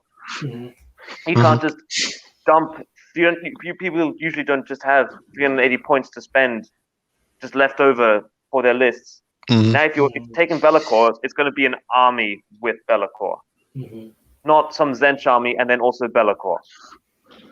Yeah, and Archeon. Yeah. No, so this whole book is going to make what I've been doing so much better. Okay, so you're saying we're going to see some first places finally. Look, again, it might happen eventually. So I agree with Alex that it's not going to change list building, but it's going to change how you play with a list. So I'm gonna, be comfortable keeping the chemist inside the ship because I can buff people inside the ship. I might, although list building, yes, I might include a navigator because I can do reroll charges and half move someone. Mm-hmm. I think before it was just, do I take a navigator in my zone list to reroll charges, or can I just spend a command point and have an Endrimaster instead for extra damage? Yeah, and if anything, if you were maybe running a list with 2 navigators, then you could go, I'll drop it down to 1 because I don't need one to do one ability and 1 to do the other. True. Yeah, maybe that's a thing for Mornar list. Although Mornar list is probably more to get Flare Pistol because definitely. 1 navigator has the staff. Staff of fuck you. Mm-hmm. What's it called? Gale Force stuff. I love that stuff. I've never played it. Need to play it. No, I will. Okay, yeah, I agree with Alex. It's not the same. It's not going to influence list building, but it might influence how I play a list. Mm-hmm. Do you think it opens any options up? I think maybe it opens up Urbans a little more with the Chemist Supreme ability. Because that took a little bit of a hit when Thermal Rider Cloak went away. And now you can go, well, once per game... 18-inch, you can keep your 2 blocks of Endrimaster. Holy over in 18 inches is fairly easy. So you can do it first turn, Holy Wave in 12 normally, and then you can do it another turn, Holy Wave in 18. Yeah, maybe. I don't know if Chemist Supremes are like a thing. Well, it never became a thing because Duck come out and then Thermal Rider Cloak disappeared so quickly it didn't really matter. Yeah, and then you need a Battalion to do the dice cannon trick. Yeah. Okay, people are starting to ask about the Battalion, so maybe we should move on. Yeah, let's talk about the Battalion. Go back to this. So, Drongon Aether-Runners. Yes. Long Dong Silver. Long Dong Silver. It is an Endrimaster with dirigible suit called Drongon Humbolton, and 2 Endrimaster or Skywarders units in any combination. So the important thing here is, unlike Intrepid Prospectors that we had from Aether Wars, which is very similar to this, the units aren't capped, and you could have 2 Endrimasters or 2 Skywardens, or 1 of each. But they can be up to units of 12, which is quite good. Which is it is an advantage, but it's a curse. Well, it just means we're still not gonna see Skywardens in anything but Zon. But this cannot go in Zon. This is still Fin locked. Yeah. So this is going to be Endrimaster. If we ever see this, because the thing is with this, if we finish the whole thing. The other important thing is that all units from this battalion must have the Barak Zilfin keyword, and the Endrimaster with dirigible suit from this battalion is a unique named character. Yeah, which means no trait, no artifact. Yeah. And so you're already taking 2 Endrimaster and an Endrimaster. You might as well make him the general to have 2 battle line units. Yeah. But if you do that, you lose a command trait and an artifact, which is... You can still make them battle line though, right? Yeah, no, you can make him general, but then you do not select the trait, you do not select an artifact for him, which is very annoying because, especially Endrimaster and dirigible suit, he has awesome artifacts and he has awesome command traits. The other option that maybe people will think is, hey, double battalion, cool. You get another artifact which you cannot dump on him. So you need, another 2 or 3 heroes, because now you're getting 3 artifacts, and he cannot take one. So you need another 3 heroes. Well, this is the thing; it's not 2 artifacts because and it's not. when you pay for battalions, you get extra artifacts. So let's say you take this and escort wing. Well, then you've got your normal artifact, an extra artifact from escort wing, an extra artifact from this, but you've got no heroes to put it on. So it's a true drop list. But if you want to use any of those artifacts, you need to add heroes. Free heroes and hero. And you've got free artifacts to use. So then you've got a 5 drop list if you add free heroes. So maybe an Iron Sky command. Maybe with an Iron Sky command. Yes, well, here's the problem with Iron Sky command is you waste Endrimaster. Yes. Because in Zilfin you already get an extra one. So as soon as you have 1 battalion in Zilfin, you've got 3 Endrimaster. Free Endrimaster. If you go double battalion, you have 4 Endrimaster. But if you've got this plus Iron Sky command, you've probably got 1 ship. Yeah. So you've wasted 3 Endrimaster. Yeah, but you don't. Endrimaster are here and there. You don't need Endrimaster to survive to do things. It's the artifacts are really good. No, it is true. Yeah, I use a battalion in. The best Endrimaster are for the ironclads, so you would have multiple ironclads anyway. The gun hauler one, Spar torpedo is really good, and collapsible compartments. And then if you want to do double battalion, you probably need to do MSU engine rigger units on this battalion. Just points wise, because you start running out of points. Yeah. So and then Asman in the chat says he's thinking about this with a tank squad, which is the other thing we could do double battalion. So nice idea. You with that, I mean, your frigates will be battle line. So maybe Arcanaut, so he wouldn't need to be your general. No, that's true. So then you could have someone else be your general, but then you'd still have 2. You still have 3 artifacts. You still have 3 artifacts. So if you take collector, you have 4.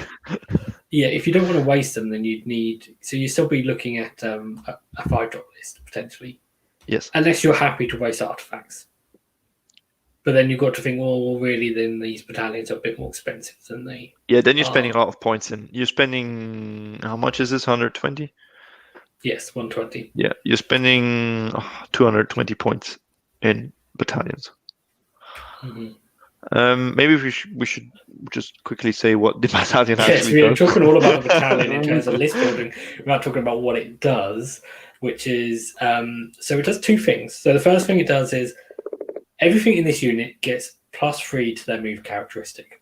In this battalion, yes. Yeah, so your riggers in this battalion and your Endrimaster, they'll all be moving 15, that's good. That's like everyone says Tempest Eye, oh yeah, +3 moves, really good for the first battle round, but this is +3 moves the whole game. That's 15-inch move riggers, which can be buffed to 17 if you take the cogs. Yeah, and the other thing about and have a 24-inch threat range with weapons. Yes, your pistols can be in range if you're 24 inches apart with 15-inch move, which they can't be normally. So it's it brings your pistols into range. The other thing this does is at the start of the movement phase, for each unit in this battalion, you can pick 1 friendly sky vessel that is within 3 inches of that unit, and you cannot pick the same sky vessel more than once in the same phase, and you add 3 to the move characteristic of that sky vessel until the end of the phase. I like the way I've done the same typo twice. Obviously, one of my fingers is not very good at pressing the L key. So you can do a maximum of 3 sky vessels. Yes, and combine this with the Navigator's D6 movement to an ironclad, 19-inch move ironclad something. Well, you can go further. You can go more than this. Yes, while you were talking about fast asleep, we were doing fun stuff. Because the Navigator has a command trait for +3 move as well. Yeah. And you can take an Admiral for run and shoot, so which is then +6. And you can re-roll the run roll. You don't need to re-roll the run roll because you're 6 in Zilfin. And this is Zilfin, so True. At what point do you use your free movement in Zilfin in the hero phase, not to fly high, but to move? To move 20 inches. I'm glad you brought that up, Ron, because this is the other important thing about this. So it says, at the start of your movement phase. So if you move a ship in the hero phase, they don't get +3 to their move. No. The units in the battalion get +3 to their move for the whole battle, but these sky vessels only get it from the start of the movement phase to the end of the movement phase. So when you move sky vessel in the hero phase, it won't get +3. So they obviously realised that would be a problem. The best use for this is, as Asmund suggested, an Iron Sky attack squadron, where you don't want to fly high your frigates, but you want to move them so you can disembark your Arcanauts from their battalion. They now move. What do frigates move? 12 inch? 12, I think. Now they move 12. 15 inches. One will move 17 because you're going to choose the +2 move. Engine work anyway because the other ones are just stupid. You can run. You can get 6. your. So even if you're 24 inches apart, you can get your pistols, Arcanaut pistols, in range when they disembark after move. Which is in threat range for them. It's 20. Well, because they disembark within 6, +9, plus 50 move, almost 30 inches. Depends how you can fit them within 6. Yeah. So round about 30 inch threat range with 20 or 30 Arcanaut pistols, which is not going to do much, but throw in a flare pistol. Cool. Then you have an Ironclad with a Navigator, as we said, with a flare pistol and the trait that gives extra move as well. So everything's racing up the battle field. And the Ironclad could do it in its hero phase. So then again, the Arcanauts that are in the Ironclad could also disembark, or Thunderers, or whatever. So you could get Thunderers to places which you could normally not do with an Ironclad, because you need to stay away from terrain or objectives when flying high. Instead, when moving, you don't need to. No. One of the interesting things about this is if you the riggers with 15-inch move leaves them 9 inches away on a 24-inch deployment. So for them, it's doesn't really make any difference in terms of charges. For an Ironclad, but you're going to use MSU. Yeah. This is just a movement buff for your fleet. So MSU and then stupid Endrimaster with who's named unique. Who cares? So you're going to spend 100, 200, 300, 400, 500 points to get extra move to your sky vessels. If you do use it with Iron Sky Command, you're going to have to buy extra characters. Otherwise, all your artifacts are going to go into the dump. With Iron Sky Command, you have enough. Iron Sky Attack Squad. Sure. I posted a list in a WhatsApp earlier today with this, so you can do a 2,000 point list. You're losing out on 2 drops. You won't. This is gonna. If you take this, I think you have to. You're going to run higher drop lists, or you're going to be wasting artifacts. That's the choice you've got to make. It's how many artifacts are you going to waste? And you definitely waste Endrimaster. Yeah, wasting Endrimaster is not too bad. Wasting artifacts is potentially bad because there's lots of really good ones. Andy K asked in the chat, could you do Iron Sky Command, include a second Endrimaster individual in the battalion, make him the general, and give to make Rigger's battle line? Which, you can do that. So you would have 2 Endrimasters with dirigible. So the one that's in Iron Sky Command would be the general. So you would not waste your command trait. And then you would have, enough heroes in that list to use all the artifacts. You would just be wasting engine works potentially, so it'd be I'd have to do the math, but I'm not sure if you could fit another gun hauler in there, or if you stuck with one Ironclad, which would be annoying. Because you'd be... Because it's, if it's 200, 300, 400, 500, 600, plus 1,000, 100,000, 200, this is another, we said 500. I think you have could like fit another 300. You have another 300 points approximately left over. Yeah, you could fit a gun hauler. So yeah, you could, but I mean, the question is whether you want. Then you have one engine. You have one ship. So Yeah. another gun hauler. You could fit 2 gun haulers, or 1. You could, yes, obviously you could. Because I think you'd want more than one. You'd definitely want more than one ship with the amount of triggers that you're going to have, because you need people to teleport them around. Yes. It's Although always good to have more ships than one. Just one stubborn guy, and I don't know who just plays with one ironclad. I keep telling him he needs a gun hauler. What about playing this and it's the only battalion, and you build high drop lists? It's a high drop list. That's not my kind of game. Because I cannot contribute to this discussion. I don't feel comfortable with high drop. Max, I know it's good. I know it has play. I know it's good. I just don't know how to play with it. Because you can still deploy in the corners now. Because you can still put ships in. I guess the thing is, really, all that's doing is, if you want to play a high drop list with this battalion, is giving you the extra movement instead of the bravery buff from Iron Sky Command, potentially. The other thing is, if you're playing high drop, you would probably want to hide in the corner to be safe. Why do I need a plus 3-inch move? If I hide in the corner, I'm just gonna fly high.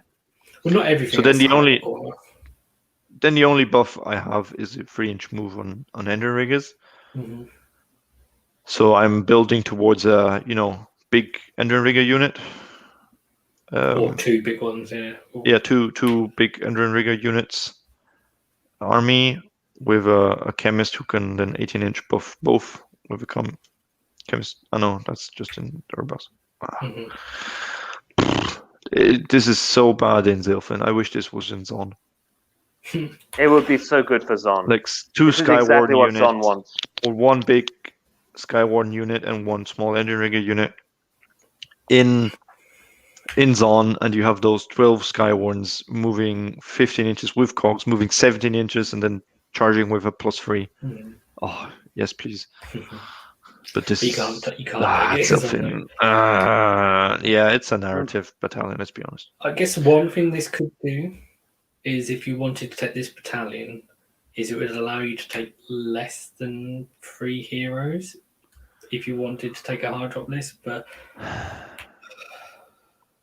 2 heroes. You're wasting on artifacts, which in KO are very good. Yes, because which is annoying. You want to take as many artifacts as you possibly can. Yeah, because if you only take 2 heroes, one of them can't take an artifact, and you've got a battalion. So, Intrepid Prospectors was better. Yeah. Do you know what I think is good about this? It's for lower points games. If you're playing 1,000 points, then you can just take this and. Yeah. Can you take battalions in meeting engagements? Nobody plays meeting engagements. I don't know. Just the people play, does that even still exist? I don't know. Engagements. But people play normal Age of Sigmar, but with less points. That's what they do. Oh, do you? Okay. They just, yeah. Apparently. Because meeting engagements was a fix to a problem that didn't exist. So the other thing I want to quickly discuss is, because you mentioned about putting this in Zon, and obviously we said you can't. Now, if anyone is thinking, but yeah, I can take Brock Grunson in Zon, or I can take... No, he's Bargnar. You can take him in Zon, though. Yeah, you can, but take it's him, technically. But he buffs Bargnar units. Yes, but what I want to do is I want to explain why you can't take this in Zon, but you can take Brock, and you can take like Thunderous Profiteers in Zon if you wanted to. Lee's rule school. Yes. So you can take units that already have another keyword in a skyport. So if they've already got one skyport keyword, you can still take them in another skyport, but they don't benefit from any allegiance abilities for the skyport you put them in. However, this says all units from this battalion must have the Barak Zilfin keyword. Which they don't. But they don't have the Barak Zilfin keyword. So if you try to take this battalion in any other skyport, they wouldn't have the Barak Zilfin keyword, and therefore it would be breaking that rule. Like if they gave them new war scrolls that said they had Barak Zilfin keywords, then you could. But because they haven't done that, you can't. So that's why. Yeah, it's super. It's a narrative battalion. The box is good value. You did a cool show on that. I'm really tempted to buy it. I don't need it. I have enough Sky Riggers and I have one dirigible, but it's just good value. So I'm tempted because I'm a cheapo. I want to buy it. Yeah. The Broken Realms box are all fantastic, like really good value. Like you get this plus a discount from some retail. You're gonna save a lot of money. And obviously you don't need to play it as this battalion, but you just play it as regular. And if you've already got an Endrimaster dirigible suit, if you wanted to play this battalion, then the fact that you're getting a second one is probably good because you would maybe want to take two anyway. So you get one as a general with a command trait. Playing two, they're 190 points. That's a lot. That's like 200 points just on heroes. 2 heroes, isn't it? So, that's a lot. Personally, I think the battalion. Don't think I'll ever use it. Okay. Maybe Question time. If I put a gun to your head, if I put an Aether shot rifle to your head and said, you have to take this to a tournament, how would you build it? Would you go attack squadron? Attack squadron, I feel, yeah. But then you don't get any artifacts. No, you do. You do high drop attack squadron. You do a 5+. But I mean, 5 drops is not high drop. It's medium. Higher drop than normal KO. Higher drop than normal. Higher drop than normal. I mean, this is an easy question for me because I posted a list previously in the WhatsApp channel. I'd go Iron Sky Attack Squadron, 2 frigates with 10 Arcanauts each, and then you can just move forward, throw out the Arcanauts. They can shoot. You have a flare pistol with a navigator. He's inside an ironclad that can also get extra move with his trait, and then you attach this Drongon Humbleton mate to the ironclad, and you attach 3 engine riggers each to the frigates, and everything just shoots forward. You create a kind of you can really play with board control with this, and then you just do what KO does and just shoot people. Yeah.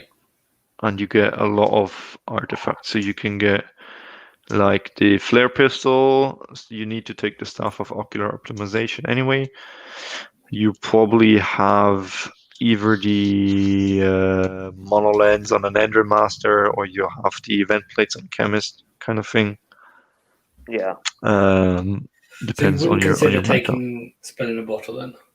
No, you don't have points for a spell. Because you're taking 2 battalions, which is already 200. Yeah.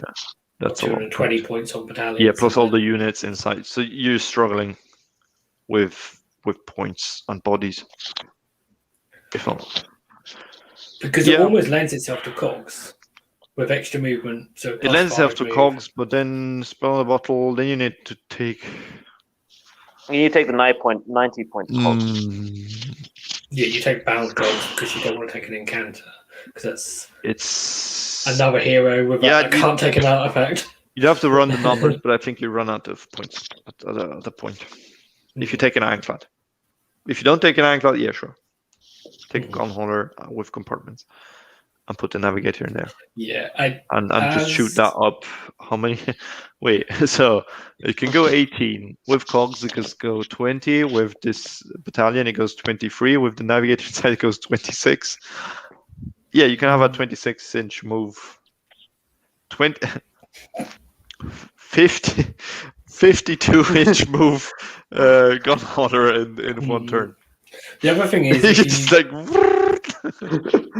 one side of the board to the other. Yeah. You can make Endrimaster move 30 inches in one turn as well. Oh no, with Cogs it'd be 34 because if they use the hero phase move. You could, but I think I always like to have an ironclad. As an exercise of how many riggers could I fit in a list with this, I did work out that you could make a list with 36 riggers. I have, and you wouldn't waste any artifacts either, because you'd have one gun hauler and like 2 chemists and I think I had spell and a portal as well. But you wouldn't really want 36 riggers because one of those units of riggers, because they're 3 units of 12, one of them wouldn't be able to move 15 inches. Well, someone's got to hold your backfield objective. If you don't have any Arcanauts, 15 for a big unit of 12 long range guns, while the ones with pistols run forwards. Yeah. Look, it's a build. It is a build that exists. Mm-hmm. That was an exercise in what crazy thing can I do. Yeah. So I don't think this is going to shake up the meta. I think that's fair to say. I think a lot of people will be maybe trying to build some lists around it initially, and then probably sort of go back to their older lists. And I hate that this is Sylphin, which is already very good in the meta. Yes. I wish they did like I don't know, Fring. A Bargnar. Yeah, a Barg. Give me a Bargnar, Black Thunderer stuff like. Oh, these Thunderers, they can dispel and dispels with a 2+. See, or something. I like the fact that Zilfin have been taking a bigger stake in the narrative, because originally it was all Baragnar. Originally, yeah, but now it's all Zilfin.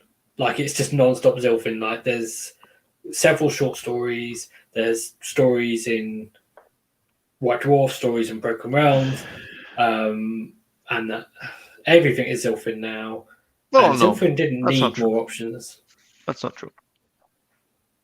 Oh, okay. Well, he's Baragnar now.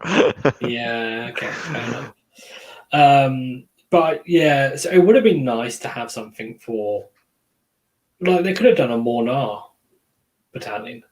They could have done. I don't like that they have sub-faction keyed battalions. Battalions should be something available to your entire army. I don't like that. I understand he needs to be named unique. Who cares? Okay, it's because it's a narrative. All the other battalion. ones are. Let's be honest, it's a narrative book. It's a narrative battalion. So yeah, okay, he's blocked in Zilfin. It would have been. Yeah. I would have preferred. Maybe we expect too much from this. Maybe we're looking at this with the competitive eye, and then we sometimes miss that this is a narrative book. Well, all these books are driving the story. Half of this book is just stories.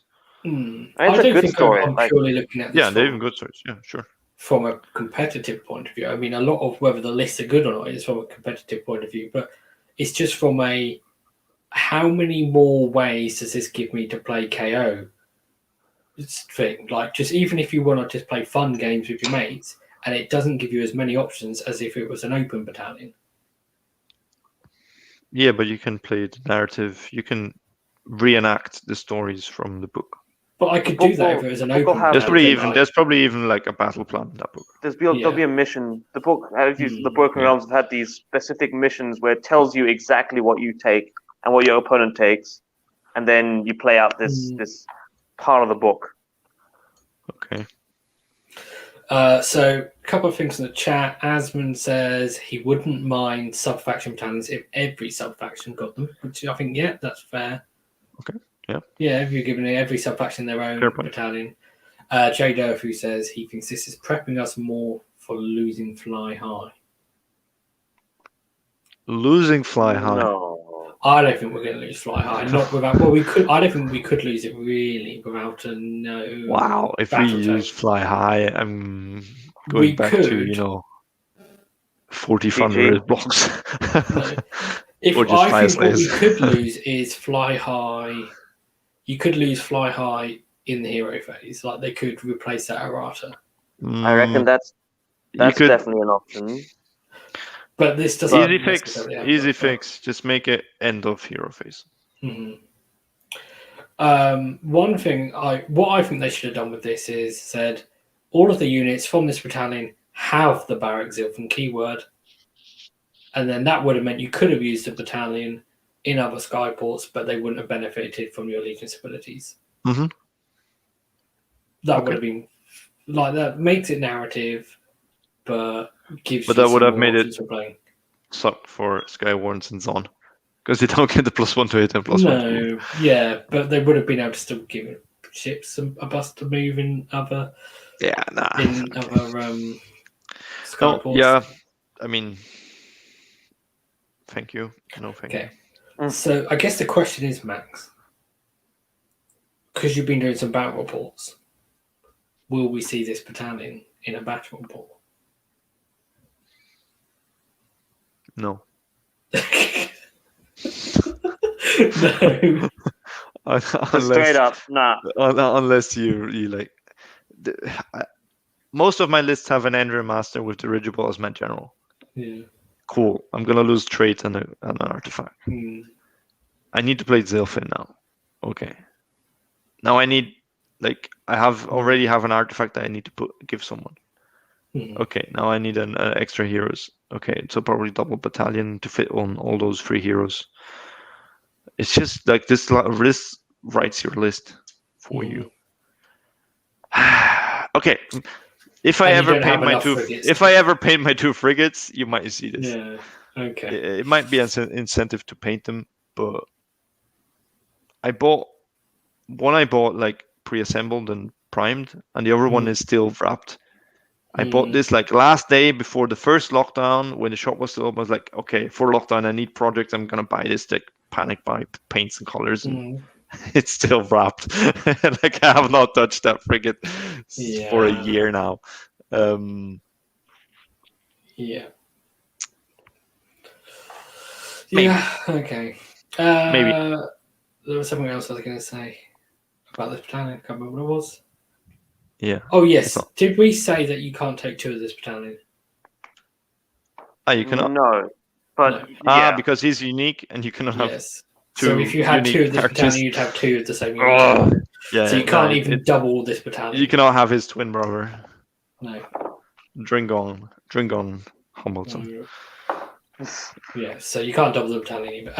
So I think we've covered everything, haven't we? Yeah, obviously the Seraphim stuff we have not covered. We've covered the Fire Slayers, which is a bit of a shame. There's some play. The Grimrath is better as an ally. Okay. What's next? Not just from us, but from general topics in the future. Stuff. More releases. Yep. Kragnos is coming. Kragnos coming up. Kragnos, Soulblight. AOS 3. That's, I think, the huge thing is going to be AOS 3. Yes. Yeah, but that's going to be in the summer. So a couple of months, I think. We'll have Kron's tournament. If he does well, we'll do a show. going to Brisbane in 2 weeks. 1st of May, 2nd of May. And I'm just taking, the same. Your list. The Kron drop. The list. The list. Okay. That's cool. No tournaments for me. I played a match today against Slanesh. I might put together a different kind of battle report for this. Maybe we'll do a discussion thing, presentation thing. I don't know. It's going to be a short thing, like maximum 20 minutes, half an hour. I'll play another match tomorrow against Lumineth, but I don't think I'll film it because it's partially unpainted, unbuilt proxies. Just a fun game. Just to try out, You're playing again on Monday, aren't you? for your tournament? Yeah, that's correct. Yeah, I'm playing in the WTC GTC 2021, whatever it is, the German tabletop championship. They do a lot of stuff. They do 9th Age, teams, Age of Sigma, single Age of Sigma, 40k single, 40k teams. Oh, wow. Underworlds, I think even Lord of the Rings. I'm not sure. It's a lot of stuff. And it's like, I don't know, a couple of hundred people attending. It's all online on Discord and TTS. I'm just competing in the singles with a Barracks on list. And it's a bit different because we have group stages. Groups of 4, you play each player once. And then you advance to round of 16, round of 8, and so on. So it's the obviously the first 2 in a group, plus then I think it's A, B, C, D, E, F. It's 6 groups. I think the 4 best third placements also get to play in the round of 16. And then it's just elimination. So best case you play 7 games. Worst case you play 3 games. Okay. It's a fun thing, I think. And as you play, the plan is to play a game per week, so you have time. So it's gonna last like for a month. And yeah, I'm in a group with on Slaves to Darkness Archeon list with Varangard. Some Stonehorns, so ogres with all Stonehorns and Mournfang. I can't remember what the fourth, what the first list was. So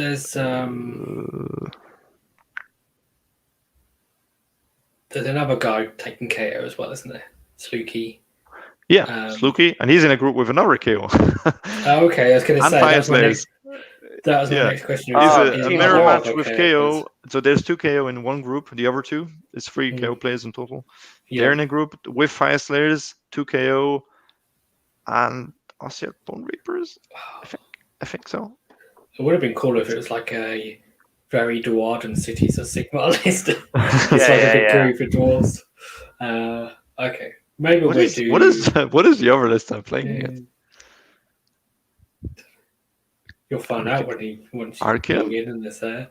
Maybe it's Seraphon. Okay, so what is that? Oh, I assume all the lists are submitted for that tournament, so they can't change them. No, it's already done. Okay. And even Luminef have to play with the old rules because someone asked that like armies without FAQ would not be allowed, and they changed that. Oops, sorry, elves. Screw you. Wow. Not playing. Wow. Stupid elves. I'm curious. I'm just gonna. You can't remember what you're playing against. Group B. Okay, well, while Max is looking that up, yes, please continue. Reminder, enter the competition by commenting on this video your favorite KO moment or favorite Aethercast moment of the last year. And if you want to pre-order dice, then the link is in the description for the Ko-Fi shop, so you can go and order some dice. Did you find it, Max? Yeah, it's a Zinch Flamers change host list. Classic. Oh, okay. Just a classic list. Standard 2-drop with a Fate Master. Yeah. Change host. Cool. Right, well, I think that's everything. So thank you very much, everyone, for watching. Thanks to everyone that got involved in the live chat as well. It was nice to have lots of messages in there. Yeah. Getting involved. Cool. That's always cool. I like that. So, thanks for watching, and we'll see you again soon. But, hit like and subscribe and all that stuff. Yeah, Goodbye. See ya.